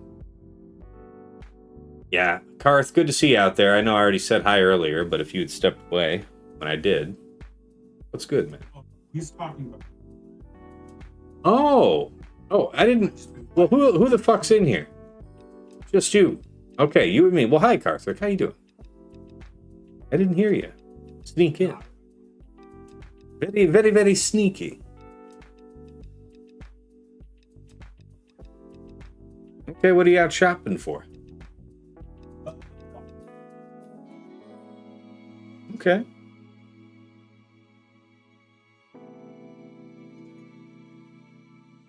Nice. Good stuff, man. Yeah, I should probably... I've been really thinking about getting a new TV, but it's literally something I'm pretty much only going to use when I have guests over. And the TV that I want, Black Friday deal and all, is still like $1,300. And I don't need it like that. You know what I'm saying?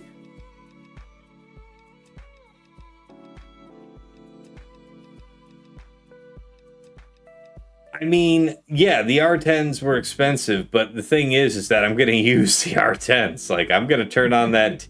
Like, when I watch sports games or whatever, I watch them in my office on another monitor. You know what I'm saying? Like, I even when I used to have, by the way, if you're not a long-term fan of the show who remembers back when this happened, why don't you have a TV right now, Tass? You might reasonably ask. And it's because Tass, my daughter,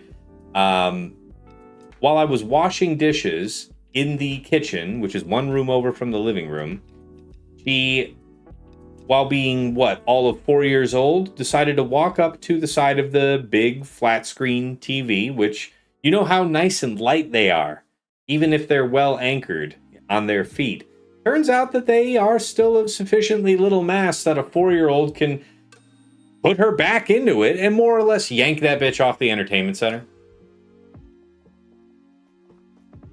And I decided that, you know what? Your audio would not be. Yeah, that's thank you for saying, because I gotta set that. We should have you now. You should be good. All right, wonderful. Thanks for the notes, guys. Thanks for letting me know. I've run into the same issue with my dogs on multiple occasions of just like, you just ruined my shit, don't you? You're so cute while you do it. Mm-hmm. Let's see here. Mike Cal says, so many options with the new Kron set. I plan on using the Poe Focus Datacron with Ray and Ben. Seems strong. What are your thoughts? Thank you. Yeah, we talked about this just a few minutes ago, Mike. The interesting thing about that, and this was an observation that Dagger made, is that, it isn't faction bound. You would, of course, immediately think about applying it with Resistance, and so did I. I was more thinking about the Finn team than I was about the Ray team. But that said, it is an AoE fear on demand that is refreshed when he loses taunt. And when he loses taunt, he's feeding turn meter to his allies. And when they get critically hit, he's getting taunt. You see how you might exploit that loop on any number of teams offensively. So, of course, I'm not saying not saying it would be an insignificant threat if you put it on a defensive team, Ray, or anything else. But an ability like that, to me, seems like you would get the most out of it by using it in your own hands. That's my guess. Yeah, it was the point that Dagger brought up earlier. If your opponent has Balin, it's pretty exploitable if you put it on defense. Right. Versus offensively, you have a lot more latitude to where you apply it. Black Hole says, how the fuck do I defeat pirates with my Ezra when the faction is new? Well, if you're talking Exile Ezra with Ahsoka, my advice would be to have an attacker cron and use Padawan Sabine to annihilate the enemy. See how that goes. That would, yeah. If you're talking about Ezra with Rey, then you would have Ben Solo, who also has AoE damaging ability. And again, with attacker cron, I'm guessing that you can make them all go bye-bye. So you might want to try that. Ray Ben is going to be a monster on offense for a while because that true damage getting multiplied just flat across the board is ludicrous. It is mad. It is mad indeed. Like, if you can get attackers with true damage in play, like they're gonna just wipe the board with like 4 or 5 buffs on the enemy, although you're targeting. Just boop, gone. Yep, completely fair. I'm looking forward to it. I think on 3s it's going to be too easy to shut down that you're not going to worry about it. Mm-hmm. Yep. I think Slacker will just go poo-poo on you. Oh, you're stun locked. What a day. Yep. Zach says, the roster review did help very much. Would you also prioritize the Duel of the Fates and Peridia Patrol before I spend another GL? What's your take?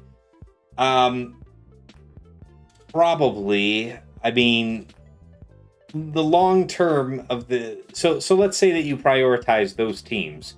So the Great Mother's Night Sisters, DTP and Night Trooper specifically, and then Master Qui-Gon and Padawan Obi-Wan. Both of these are teams that will be fixtures in the meta for the foreseeable future. Whether that's on offense or defense will be changing as time goes by, but you can believe with very high certainty that you would not be investing those resources into those characters and then seeing them sit on the bench. So from that point of view, yeah, I think I might consider going after those ahead of a GL. I'd also balance that against how close in reality, like in terms of if you know how long it's going to take you to farm up those resources to get that next GL, how much time is that actually? And is that time far enough away where it feels like going after these non-GL teams is kind of an equally distant journey? Where you're not really leaving something like a Galactic Legend off to the side just waiting to be unlocked because you only needed to put in 2 or 3 weeks of effort as opposed to 5-6 weeks, something like that. So that's how I kind of balance it out. But that being said, if you had equal distance away from both teams, definitely I would go with the non-GLs in this case, because as soon as they start paying you back resources, you can use that to level up that team even higher, where it makes sense. Or you know, literally any of your other goals after that. So you want to go get those GLs? Great. By the time you unlock them, now you're in a better position to take them straight up to Relic 8, maybe even Relic 9. I like that idea in general. The longer you play the game, the better you are served by unlocking the characters that pay you back. You know? Okay. Let's see here. I don't know if you had anything you wanted to add on to that, Carthrick, since you're here. No, not really. The only thing I was going to throw back for your question you had earlier was just the Discord command for journeys is typically /panic for Hotbot. Panic/panic for Hotbot. Check that out, Zach. My guess is after you do /panic, it'll ask you to specify a faction or something. It'll ask you to specify a journey that you want to. Okay. Yeah, and then it'll just tell you what it's a pass fail check. So it'll show you all the requirements that are for there, and then it'll anything green means it's ready to go. Anything red means you failed and you have improvements to make. But the /panic is the Discord command that I remember off the top of my head for seeing where you're at on journey guides. Sounds good. Appreciate that. Let's see what's next here. Depressed Wampa, how's it going, man? Drop on. We haven't seen you in a little bit. Drop on into chat. Where you been, man? I hope all is well. You were on like every day for a few weeks, and then we haven't seen you now. Don't go telling me that you've been putting work and family over your old buddy Tassenix on the internet. I don't want to hear about Thanksgiving this, grandma in from out of town that. Anyway, you asked, who are the best 4 for DTMG? Yeah, DTMG, Enoch, Scout, of course, Death Trooper, and OG Moff Gideon. That is the classic 4 team that you can pretty much do the best with. Like, yes, can you put in Night Trooper and think DTP? Death Trooper Peridia, that's the right one. Yeah, is DTP also Imperial Remnant? Yeah. Yeah. In which case, yes, you could. And would they make the team more powerful? Yes. But what are you making it more powerful to do? Is that you plugging in those 2 Night Sister / Imperial Remnant characters into DTMG to go take on Jabba? Because I remember people were concentrating those resources that way for that counter, but you would have to know why you're doing it. Do you know any other reasons why you might want to make that concentration, Carthrick? I mean, it just comes down to datacrons as to what datacrons and what you're trying to fight. There are times where Great Mothers can do a lot without needing them, and you may not have the investment required for high-end counters with her, so you can lower the... Sorry if I wasn't clear. What I'm saying is if you were going to commit the Peridia Brothers into a DTMG team, what matchups are you pursuing with that? Or if you were setting it on defense, what counters are you trying to ward off? Like, where, aside... Because I remember people using the Peridia Brothers in DTMG to go after Jabba and stuff in metas of the past. And I'm saying that's really kind of the only times I can remember that concentration making tactical sense. So I just wondered if there's anything else that tickled your memory up. No, not really. That was the only thing I really remember people trying to do was punch up into Jabba. Outside of that, it comes down so heavily to what your opponent sets on defense. I know last 5v5 I had put DTMG with the Night Trooper Brothers in the back because, you know, Great Mothers had a reliable counter and people just always had it every time for me, and so I just got rid of them, and it did catch some people off guard, but it's more about how much they committed to their defensive board than that counter being successful, like, consistently. It was just like caught them off guard because they haven't seen it in forever. Right on. Higashi, thank you so much for the follow. Welcome to the channel. That was the follow also on YouTube? Yes, appreciate that, man. Yeah, the subscribe on YouTube, really appreciate that, man. Thank you. Yeah, Dagger says, the bros are necessary for DTMG to beat Galactic Legends. Whether or not that's more than just Jabba, I don't know. I mean, I do remember DTMG. Yeah, DTMG is a counter to solo Galactic Legend Ahsoka. I know we talked about that earlier. There is something. Yeah, good to see you, Depressed Wampa. All right, Mike Cal says, how do you plan on using Vader? His new Cron offers some team flexibility as opposed to his last focused Datacron. Let's take a look at that real quick. At the start of battle, if there are no Galactic Legend allies, Darth Vader can't be defeated until all the other allies are defeated. Whenever an ally is defeated, Darth Vader dispels all debuffs on himself, resets all of his cooldowns, and takes a bonus turn. This immediately calls out to some type of defensive Starkiller team for me. Because, Vader is a really powerful activator for Starkiller. Once he pops Merciless, his basics, a chain of basics are going to call Starkiller, push him towards Unleashed that much faster. So that's the first thing I think of when I think of somebody that can make use of this in 3 vs 3 in particular. So Vader, Starkiller, and I don't know, who of your choice. My guess, probably Crew. You could use a Jedi something, but probably not better than Crew if I had to guess. And it's not that this is the very best team in the world, but now you've got Crew as your tank and then 2 attackers with this attacker level 6. There's probably something to that. For me, though, this Cron has the Amplify Agony level 3 and the attacker level 6. If not for the suboptimal stats that I haven't rolled off yet, this is probably like a Lord Vader Cron, right?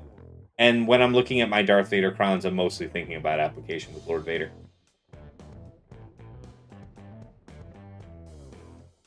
Hey, so Tico in the chat. Salutations, buddy. I knew that the Sith were elusive, but that Darth Vader Datacron was withholding its brilliance from my account until today will be an interesting pair beneath Darth Bane. Okay, so that's another avenue I wasn't immediately thinking about, but yes, Darth Vader can't be defeated until all the other allies are defeated. So how about that, guys? That's kind of clever. Not only is Darth Vader occasionally the ideal level 9 to use with Bane, like classically it's really good when you're going against a Queen Amidala, or even like a Leia team, which is a little bit trickier, a little bit more meta dependent. But anyway, like Darth Vader is a good level 9 for a couple of Bane's matchups, and now we're basically saying you can't lose your Darth Vader so long as Bane lives. I think this mechanic would supersede. Maybe it would supersede the sacrifice. Yeah. Because can't be defeated, you would think would supersede instantly defeats itself, right? So we'd have to play that out. But if it works like the way I think it would, yeah, that would save you at least a banner in Grand Arena where you would otherwise expect to lose him, yeah? I like that. But that does put you in a position where you actually need to work out the stats. You need these stats to be bangers. Crit damage, armor penetration, probably not a lot of health. In particular, for 3 vs 3, it's all about offensive punch. It is not about sticking it out for the long haul. You're trying to lay them down. Let's see here. Yeah, Dagger says, this feels like a 5 vs 5 Cron, but not good enough there either with the way the board is set up. I see, yeah, but we're seeing some ideas here. Yeah, Bane sounds like a logical place. I do like it, yeah. Saving a banner is a big deal.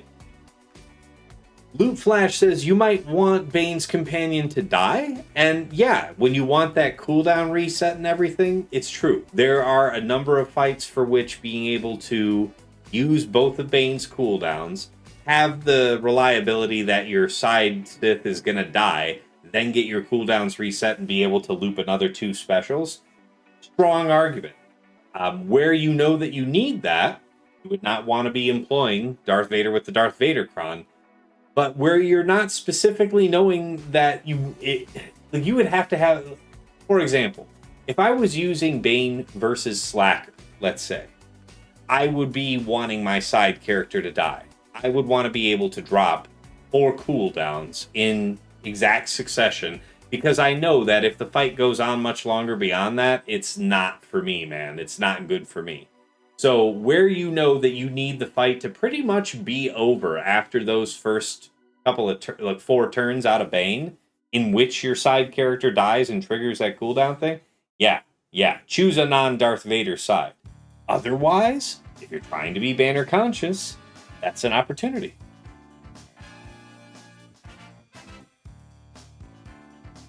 Yeah, exactly. Dagger says Bane will scale whether the side dies or not. It's true. It's just about whether or not you really feel you need the cooldown. Dagger says this is C Bane without C is how it feels to me. Okay. I don't know. Yeah, I don't know that I see it that way, but as far as like magnitude of power, I can kind of see where you're coming. Good questions, guys. Keep them coming. Good observation, though, Tico. Appreciate that. Let me give you a shout out. I don't think you rated in here. It would have auto shouted you, but give our man a shout out. What's next, guys? I think I'm probably going to wrap this up in the next half hour or so, because in a little more than an hour and a half, I'm going to be recording Plotting and Scheming for the preview episode for this week. That will be available to patrons tonight, ideally, later tonight or early tomorrow morning.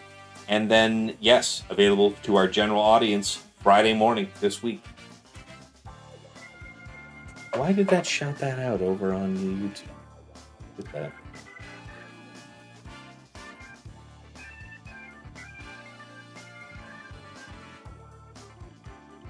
There we go.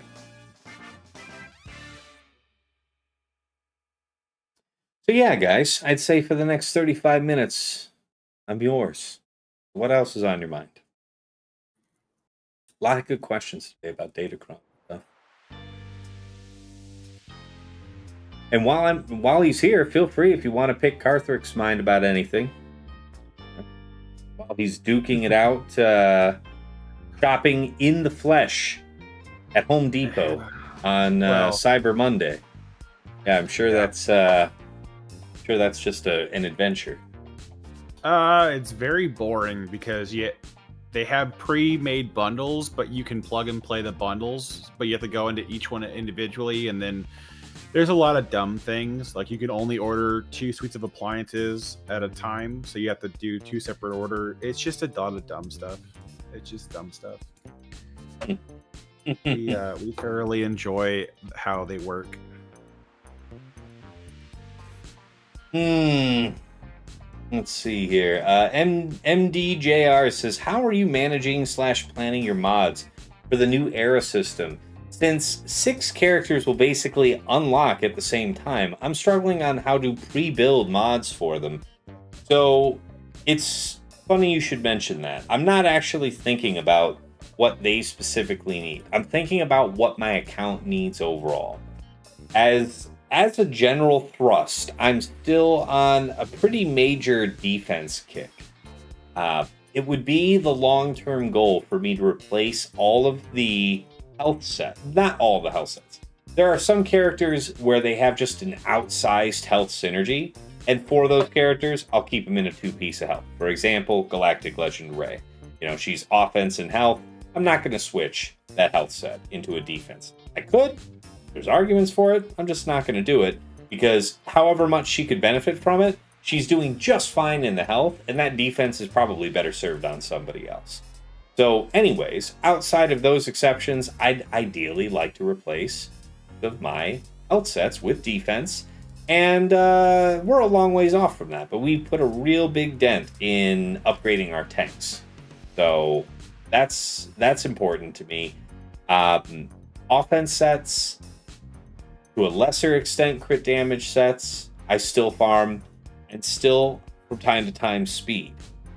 Outside of that, I would have to know that I'm having a specific shortage for a character. It's like, man, I know that I need to put this guy in a ton of tenacity, this next character.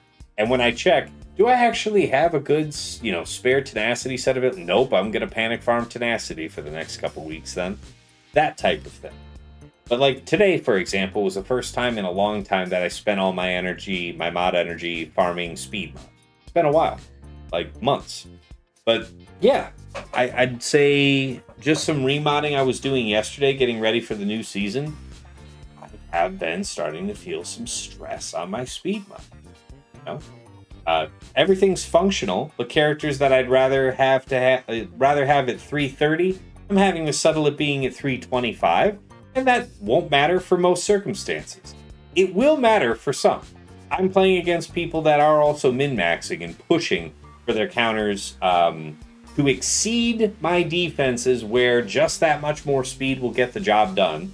Similarly, they're modding their defensive teams to be fast enough to impede all but the best prepared and fastest counters, right? So that's the summary answer to that is I'm not thinking in terms of what those specific characters need.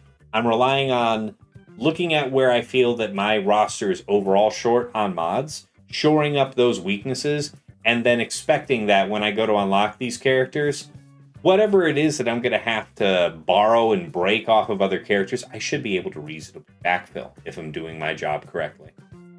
So, hope that helps. That, and if you're really hardcore set on trying to find like where speeds are going to land and stuff, just pick a character that has the same base speed and just use them as a modding template, create a loadout with them as the base.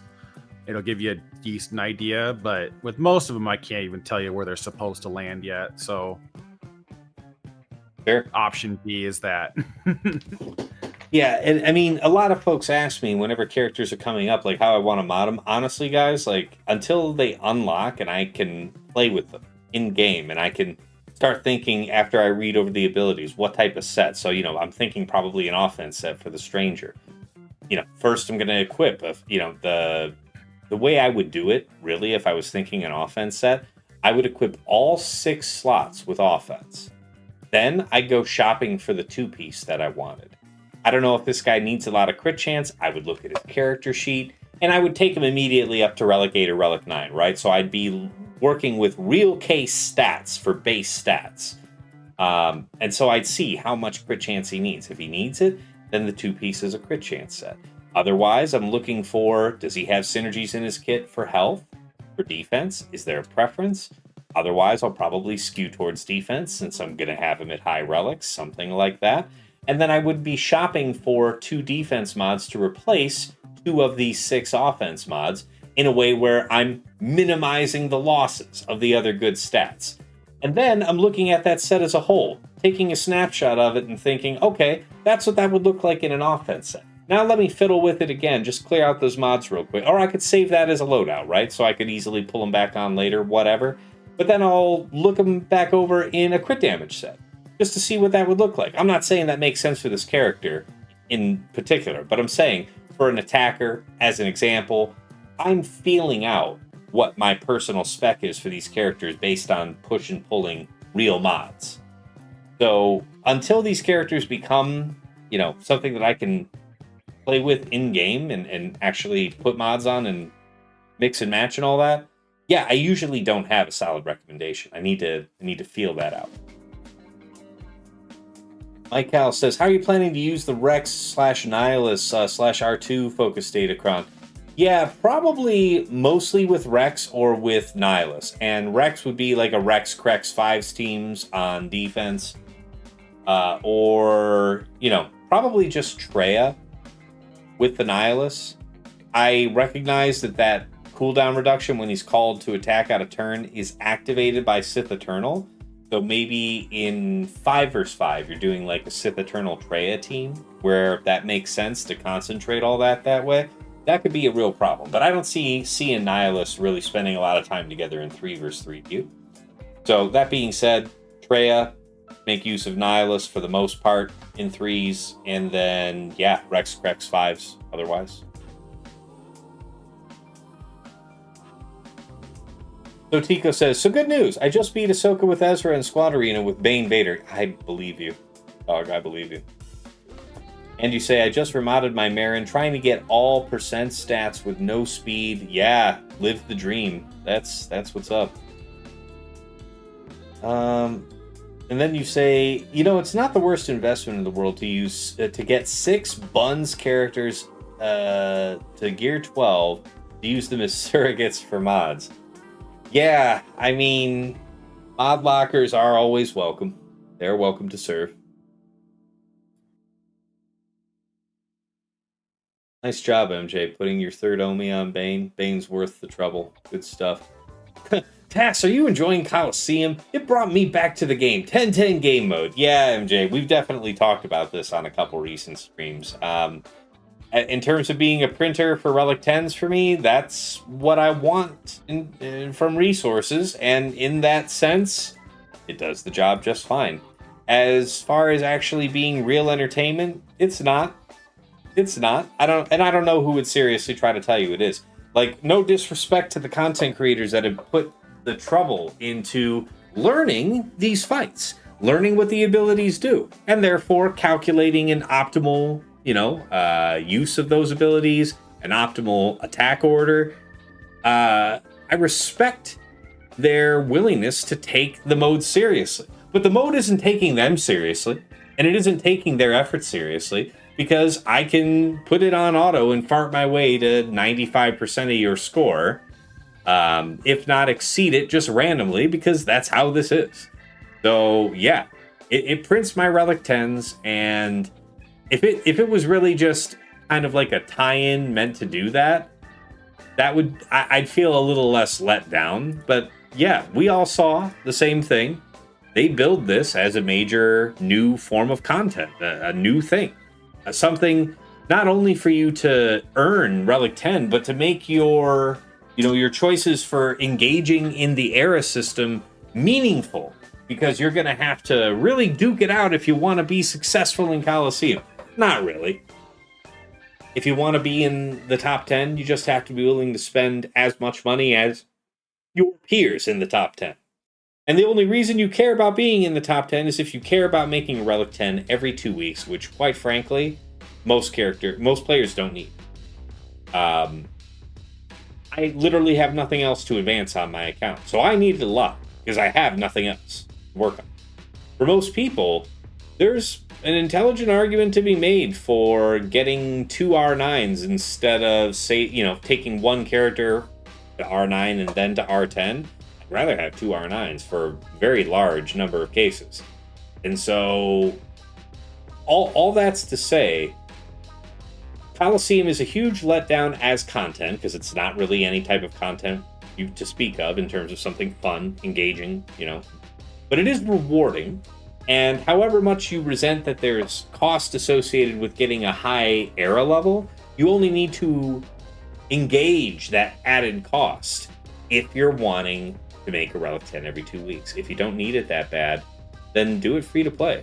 And you'll make one every 4 weeks, 4 to 6 weeks, something like that. Like, it all depends on where you fall in the ranks below the top 10, but you can still get Relic 10s for free at a reasonable clip for free, especially and this is what we were talking about on one of my streams the other day. Remember how we were saying, thinking about how much money you have to spend to secure your place in the top 10 feels kind of gross. And for some players, it could have been quite a bit of money. Some air shards are a lot more competitive than others. And where that is the case, that sucks up front. But now, look at what the price anchoring is for Relic 10. How expensive were those Relic 10 packs? It was 3 of them on offer. You could buy 3. For $100 each, and that got you 1.5 Relic 10s. Yeah. So, still cheaper than rushing the first marquee of the era, and more rewards by a long shot. What's more rewarding? Sorry. Oh, it is cheaper. It would have been cheaper to buy that pack 3 times for $300 than it was to rush Luke to era level 70.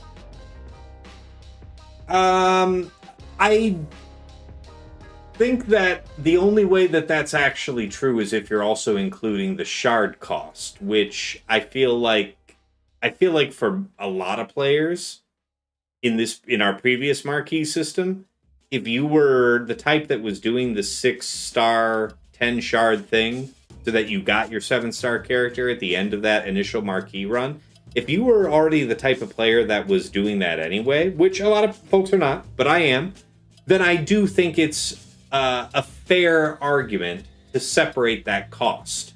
from the cost of engaging with the era levels. So in that sense, I feel like it cost me between 130 and 150 bucks just for the era stuff. I do consider the shards I spent a separate, an unrelated cost, because I would have done it anyway. You know? The cumulative cost, not including the currency for the upgrade to get to level 70, is $210. And that's excluding character shards. Then is what you're that's saying. Excluding character shards. That Okay. is just to get to air level 70 day one. You need another $20 on top of that to get the air currency. You're at $240. Yeah, I did buy that pack. Yeah, I did. Yeah, well, you have to. There's no other way to get the currency enough to get to that level. You're stuck with it. So that's you're at $240 there to do that. And depending where you buy it, right? Web store is a little cheaper. Online gets you additional resources, depending on where that money goes. But you're about $240. So, and that only gets you technically a Gear 12 character. So that's not including to go the rest of the way to 95, which you will have to do at some point to whale on that and spend the rest of the way up there. But if this got you into a position where you have, like I did that, right? I got to level 70 on day one, and ever since then I've been in the top 10, right? Now it's going to be 4 weeks between the start of the marquee run for each of these characters, right? 4 weeks, right? So IG90 is starting in 21 hours, and when that kicks off, that'll be 4 weeks to the day from the kickoff of the Stormtrooper Luke event, right? My point, I think you see where I'm going with this. My point here being is that for whatever I did spend, I think it was closer to 150, but I can accept it could be up to 240. Because I want to say I was inclusive of the $20 for the era, but let's say up to 170 on my estimate. In any case, however much I did spend, it's securing me on its own 2 Relic 10s. Is that a fair thing to say in a 4-week period? Well, it's technically, I mean, it's 2 weeks between marquees, but the new marquee should only bolster your power. So as you continue to invest, and the new ones get cheaper to invest in as the era progresses. Okay. So it's going to be a sliding down scale of overall cost. So if you were going to spend, it makes the most sense to spend on the first marquee of an era and ride the cumulative rewards down? In theory, yes. But even so, though, you would still say it does feel prohibitively expensive, and I don't want to understate that. It is a good chunk of change to get up there. Yeah. It's just a weird spot, right? Because it costs you another. If you maxed out at era level 80 by the time the event ended, by the time Luke's marquee, you got the 7 stars, you got enough of the Zurich materials to get to era level 80.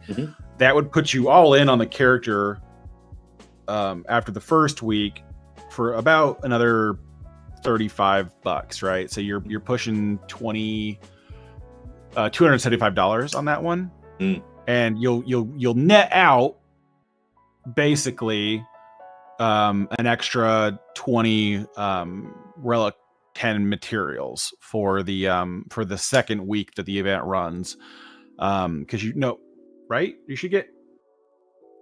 So it's actually okay. So I'm mistaken, right? Because it should be that. I'm trying to rack my brain on the cost for the Colaxium server motors, because you should in theory get 10 every 7 days. So yes, in theory, that's correct. You're printing one every 2 weeks. Yeah, one Relic 10. Yeah, every 2 weeks. Right. Well, yeah. So all for accounts of our nature, we're not as concerned with the droid brains and arrow mags and impulse detectors and the Gerda keypads, because you have a little bit more access to those or gear to throw into the mill to generate those. But the overall on it is that I would be surprised if the cost per Relic 10 is not terribly far off. Like, you might be more cost efficient on just buying the mats instead of trying to be top of the leaderboard. But if you can do both, do both. Sure. But I don't think it's going to be. I don't think right now, as it currently sits, there's enough benefit to go buck wild, but Fair. They could change that. I mean, granted, if you were level 75 by the time the Era Challenge came out, you got another 2,500 Era currency, which gives you another couple more Arrow mags each month, and so you're getting a little bit of a double dip on the investment initially off the character. So there's an argument to go back and forth. The reality is, by the time Barris comes to the game, we should be able to have most of the characters to Arrow level 65 for free. Air quotes on that word. So it just depends. That's what I'm keeping track of. It's just how much the cost fluctuates as you go through an era. Because if it starts out really high, but the average ends up being about what I was paying before, then I don't see a reason why I would be too terribly upset to invest at like era level 70, 75, maybe 80. Yeah. On some of these characters just to get that Gear 13 unlock and call it a day. Yeah. But the era level 95 is too expensive, in my opinion, to warrant the extra $130 for every character to get that unlock. Sure. Unless CG pulls a really dick move and forces you to invest real cash into the game mode to unlock Spooter Mall. Yeah. Yeah, and I mean, it does seem that you would be able to free to play unlock Spider Mall, but again, to what degree does that matter if you can free to play unlock for like 4 stars or something like that, 4-star Spider-Man, and I mean, that's not usable for me. So yeah, it has to be 7 or nothing, because we don't have any time frame for when you would have the opportunity to earn those shards to close that gap on Spider Mall. Well, do you mean like the recurrence of his event? The recurrence of his event, right? I don't think they've given timing for what that would look like. It sounds like it's the first one's going to be 6 months. I'm not trying to be 6 months at 4 stars, people. Not going to be me. The way they worded the journey guides that come through the era is that the Spooter Mall will launch at the same time Vader does, or maybe is it Barris? I think it's Barris. It's the last month of the era. Spooter Mall will be available to start progressing on. And I believe, since none of the characters can go farmable or even to shipments until after the era concludes, that you're basically shifting everything back several months at the minimum. So I think from what we've sussed out is that you're at least once the era concludes, you're probably 2 eras away from it coming back. And then it should come back every era until it goes permanent. But if that's the case, 24 weeks, 6 months of a useless Spooter Mall, it's like I wouldn't, like, that's what Scribe's opinion on it, is like I won't invest. Like, if there's no reason to do it until I can get him at 7 stars, because let's say the era level, locks you out, you have to spend real money to get to level 80 or 85 to actually get a 7-star unlock. I'll just wait. Surely, it has never been the case that on the initial set of marquee characters that resulted in a journey guide character, it has never been accessible to get that, unlock that final character at 7 stars free to play. So I don't think an argument that's saying, if I can't do that free to play, then I'm not doing it at all. Like, that's not based in reality. No, and I agree with you. The argument though is that if I've spent the money to 7-star the characters at a premium, like I did them as they released, I have usually, within barring you have no gear resources, been able to get that character at 7-star unlock. And so for right now, era level 70 is the max you can achieve for free beyond the 7-star investment. You cannot go to level 71 without spending real money. Yeah, your bigger concern is actually having the 7 stars. The era level after 65 is you're talking about gear and relic difference between gear 12 and up to relic 6, right? All your added era levels is just how much gear you want to not have to worry about finding for those characters, right? But like if you're in theory, well, in practice, because if you get the shards, you're already in. The shards are the limit to your era level, not vice versa.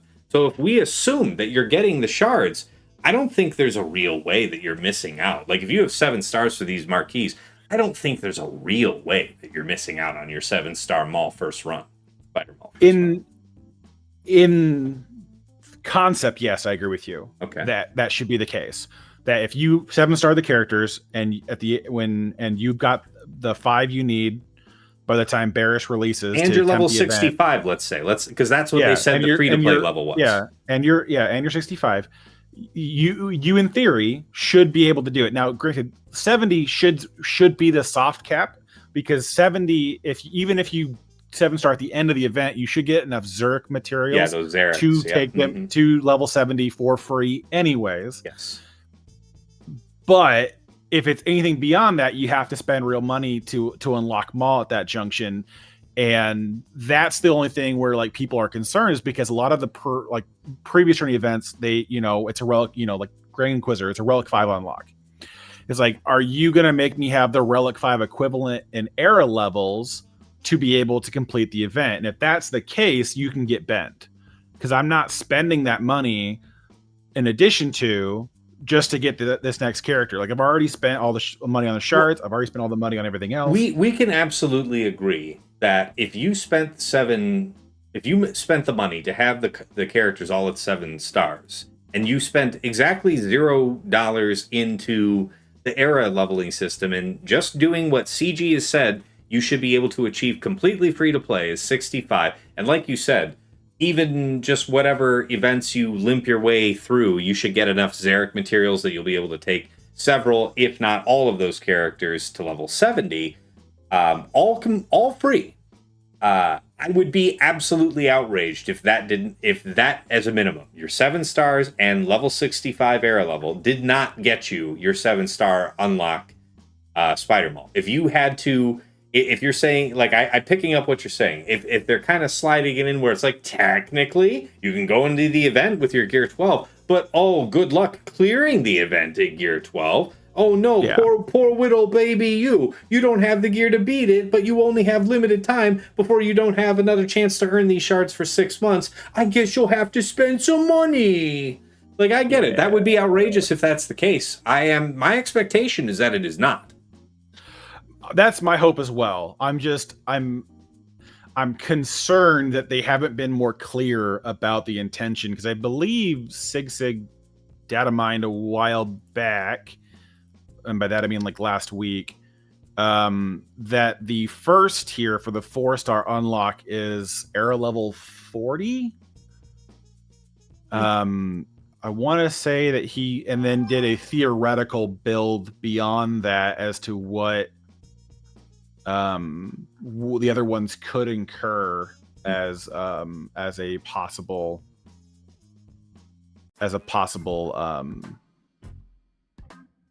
scaling. But the only thing that we know from the data mines is the first tier. We don't have any information on the subsequent tiers, and that's kind of the concern. If you're starting at 40 for a 4-star unlock, then do you jump by 10? Do we follow the concept they laid out with the era challenges, where you have the top tier is relic level, or is era level 75?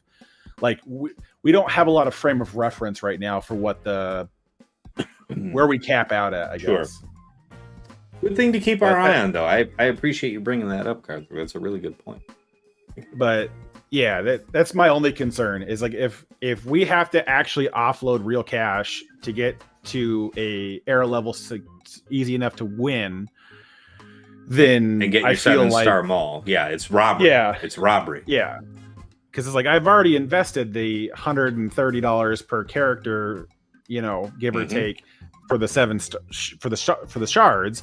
That would usually be enough for me to get the event character, because like gear is inconsequential for an account of my size. So it's like, now you're asking for more on top of this because I got to buy your fake gear to get my real gear, and that seems really shitty. Yeah. No, I see that. Like that. That's fair. That was the concern people had, because previous events they had, Relic 5s or whatever else as the unlock. Well, Relic 5 is era level 93. Yeah. And like if they're pushing you that high, that's damn near you got to spend another $130 a character just to get the event unlocked. Even to get to 75 requires you got to buy that pack 3 times for all 6 characters. So I think it's another $45 to just do that particular one. Concerning observation, yeah, they do kind of have us like price anchored to the idea of having your marquees to unlock the journey character at about Relic 5. So it's a good point. Next question here from Wilku 5133. I'm gonna try my Krexkrom with other clones and Boba Fett lead. Let's see if they give me holds. Yeah, the Rex on defense, the Boba Fett team on defense, I'm definitely going to try week 1. I want to get some early intel on that, so nothing wrong there. Yes, I don't know how RS says, lucky for me, I only have one Relic 9 right now. Yeah, you were responding back when we were talking about Relic 10s. Like I was saying earlier, Relic 10, it does stuff, but I think what you'll see is, like, take a look at attackers. It adds a little chunk. It adds a chunk of health, a chunk of protection, basically as much as what I would expect going from 8 to 9, but then very little offense, And it's, these other stats like the crit avoidance, the crit chance, the accuracy, the potency, the tenacity. You decide on a character by character basis how much your attackers need that. But Relic 10 seems to, in my view, disproportionately benefit tanks. Like, let's take a look at Leia, for example.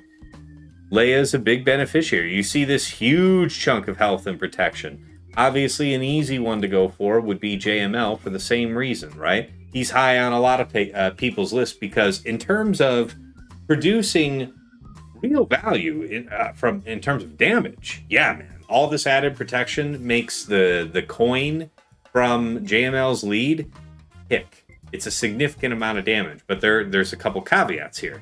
And this is why I say that Relic 10 doesn't mean as much as I think most people who are worried about it. Like, if you're worried about how much you're spending or not spending in Coliseum, you're worried about not getting a Relic 10 every 2 weeks, I really wouldn't. And here's why.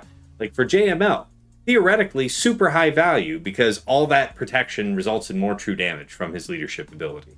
However, it's limited by Relic Delta in the sense that the character that you're calling with the coin, that is the character that is being lined up on a 1-to-1 basis between your attacking character and their defending character to calculate Relic Delta. So if you are calling a Relic 9 character hitting into, let's say, another Relic 10 enemy, they would still be dealing with a Relic Delta, although that small 5% or whatever that is, however much that penalty is still overcome, technically, by the amount of damage added by this Relic 10 into JML's coin. But you've just greatly mitigated the benefit. And here's the second point about the JML. Even in the best case where you're not dealing with a Relic Delta on the character that's being called to assist with that leadership, for which matchups is that added damage actually going to be significant? I would argue that if you're trying to set yourself up to use only JML and Hoda in 3 vs 3 to take on a number of B teams, but your goal is to hit for greater than 57 banners, right? You're trying to go for the 58, 59, like that.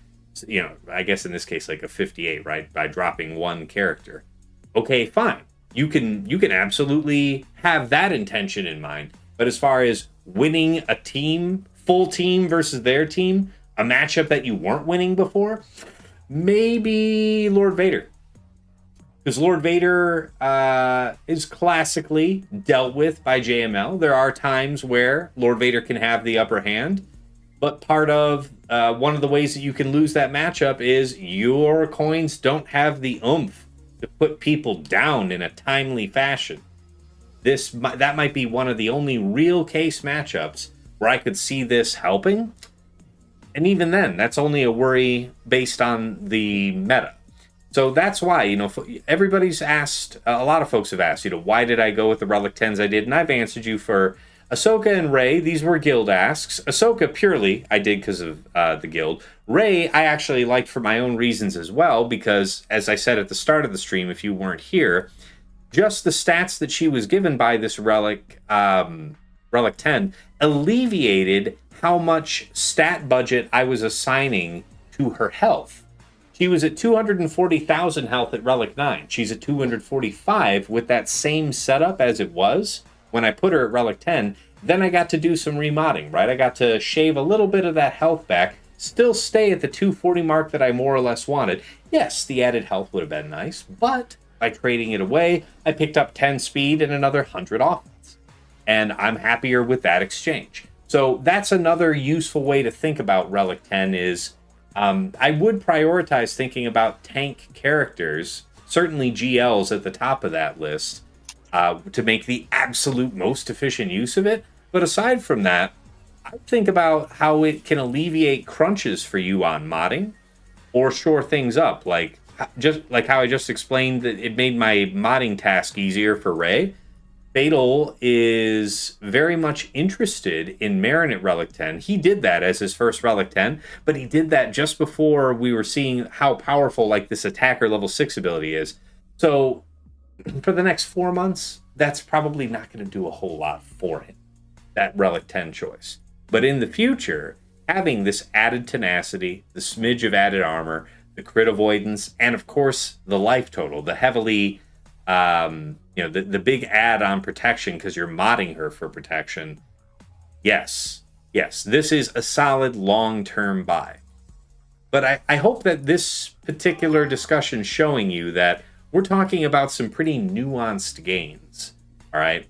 And as I'd said earlier, if I had to choose between having one character going from Relic 8 up to 9 and then 10, or having two characters, one going from 8 to 9 and then the other going from 8 to 9, I would probably choose that, guys.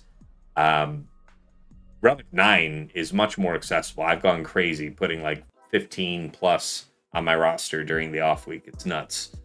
But yeah, hopefully that helps. Mike Cal says, is it worth trying to put together a third pirate team in 3 vs 3? Using Vayne with Pirate King Hondo, Quiggold with Maz.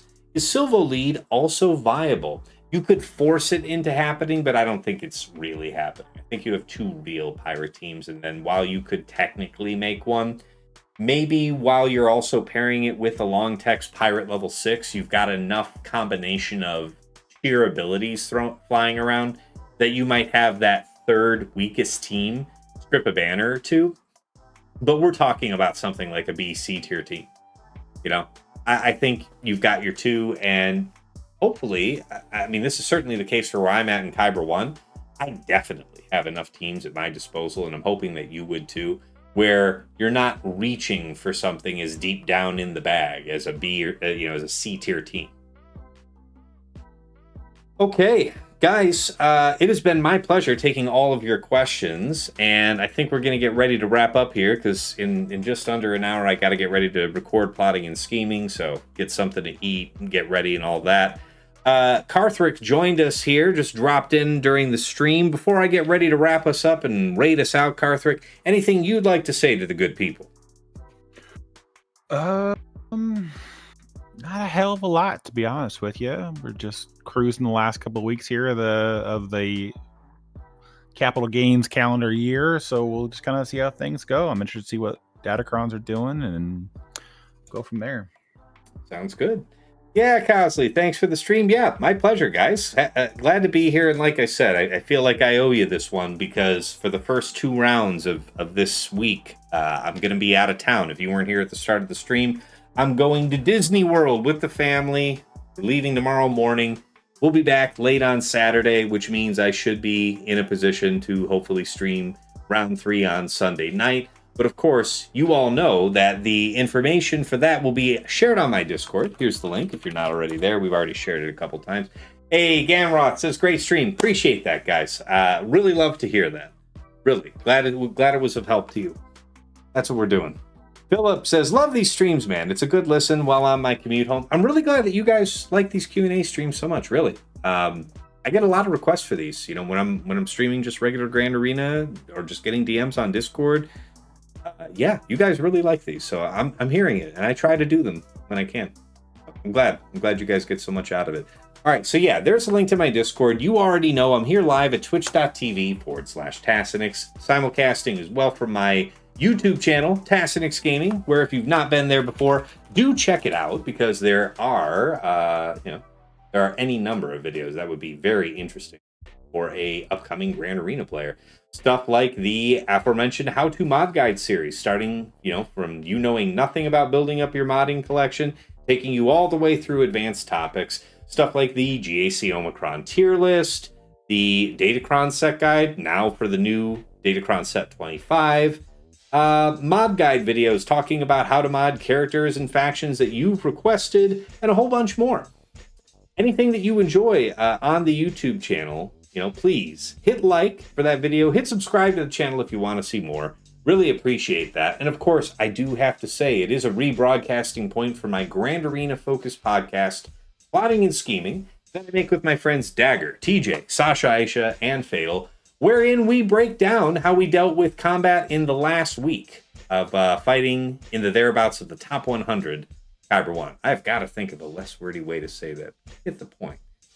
Anyway, we'll talk about how we dealt with the meta matchups that we saw, our favorite attacks and defenses, and of course, any lessons learned for the week to come. Any other tidbits, those always make the cut, so on and so forth.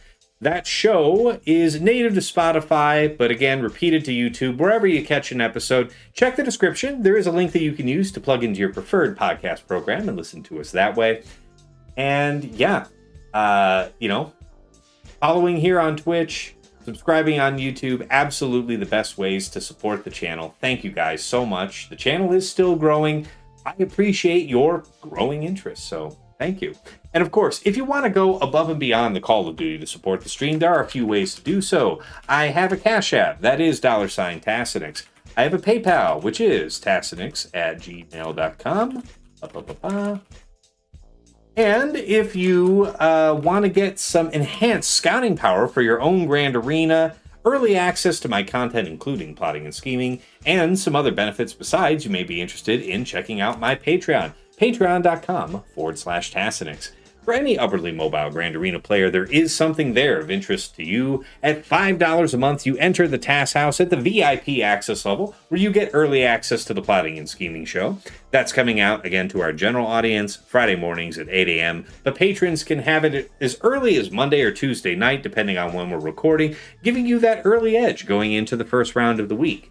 In addition, I do have a dedicated text and voice chat on Discord where I'm usually lurking, so pop on in, pick my brain. Let's talk shop.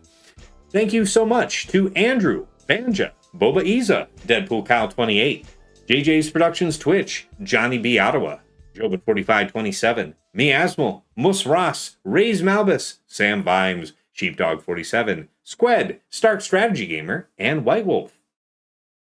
Hey, Jabroni Juan says, I was just at Disney World a couple weeks ago. Yeah, man, I'm looking forward to going back. I enjoyed it. It's been 3 years. My daughter was 4 the last time we went, so she's going to remember and enjoy it a lot more. Looking forward to it, man. Thanks. Yeah, Mike Cal says, I appreciate your advice. Thank you. Hey, man, I appreciate you tuning in. Glad it was helpful to you. All right, so moving on up from the VIP access level, we go to VIP Access Plus. That's $10 a month for a bundled Patreon access to me and to your choice of either OmegaBot or Hot Utils Patreon. OmegaBot's that tool that I highlight at the start of all of my Grand Arena streams.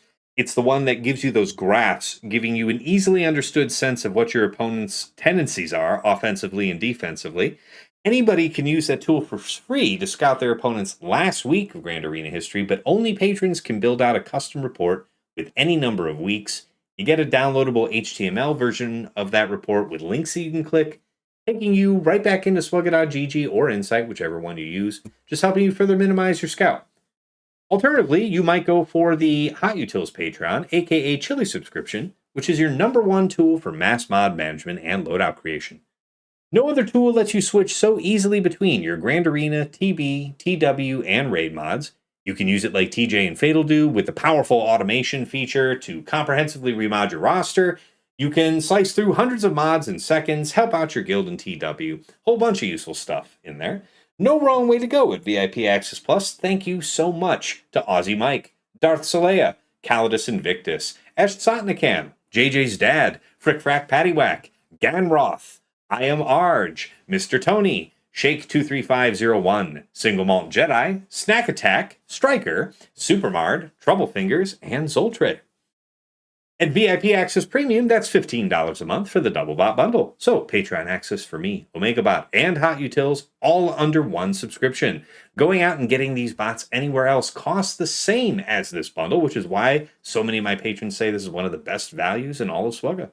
Thank you so much to Argots, Bjorn, Big Ninja, Depressed Wampa, Darth Link, General Milan, Wheatsy, Ibac, Johnny B. Ottawa, Kev, Mini GK, Pills, Quig, Rawling, Saldag, Sir Boss, Sophus, Sprizzle, The Lost Womprat, Wilco, and Bane. At the top of the list in Jester's Club Elite, the one, the only Nomad's Reaper. This madman has crushed Hype Train record time and time again over the years. He'll pop in, drop hundreds of subs, thousands of biddies. Thank you so much for the incredibly generous support over the years, my man. And Mole Pills, who's made a name for himself recently, just popping into streams and likewise, just dropping 10 subs here, 20 subs there. Sometimes just has a hot streak going well up on over 100. Any way you cut it, incredible, generous, amazing support. I just am overwhelmed by you guys. Thank you so much. Special thanks goes out to the Lost Womprat, one of my patrons who went above and beyond the call of duty, helping me optimize my OBS setup, get my stream deck up and running. Thank you so much, man, for that help. It just saves time on the back end. To Mrs. T, my wife, thank you for all you do in the background, whether that's bringing me something to eat or drink on stream, or just keeping our daughter from tearing the house apart while I'm trying to be the very best like no one ever was at a phone game. I appreciate you. And of course, to my co-hosts on Plotting and Scheming, Dagger, TJ, Sasha Aisha, and Fatal. Gentlemen, as always, it is a pleasure and a privilege to record our show together. We're due to meet here in just under an hour, and I'm looking forward to it because I learn from you every episode as, I prepare to deal with the week to come. And hopefully the feeling is occasionally mutual, but regardless, it's not about us. It's about the community that tunes in to listen to the show. And I got to tell you guys, it's rare that a day goes by that I don't get some type of, really uplifting note and, or just a word of thanks saying that something that they heard us discussing on the show helped them play better in their grand arena. And they won that match. So we're making a difference, guys. Thank you so much. It's a pleasure to do this every week, and I wouldn't change a thing. All right, back on over to the main scene, and we will make ready to raid you out.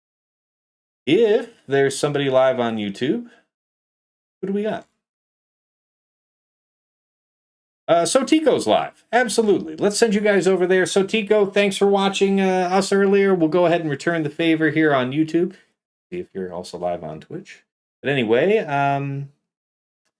yeah, he should be live right now. So good. All right, YouTube folks are off and away, setting up the raid on Twitch. Sotico is live. Very good. All right, setting up the raid for you guys. And yeah, always a pleasure to do these chill streams. I'm glad you guys enjoy them so much. It's always fun talking shop with you. And yeah, wish me luck, safe travels, all that. I'll be back here ideally Sunday night to fight out round 3. Otherwise, I'll keep you posted how the week's going on my Discord. And yeah, for that stream time, just look for my announcements channel. Thanks again for showing up. And until next time, it's been real. It's been awesome. It's been real awesome. Take care.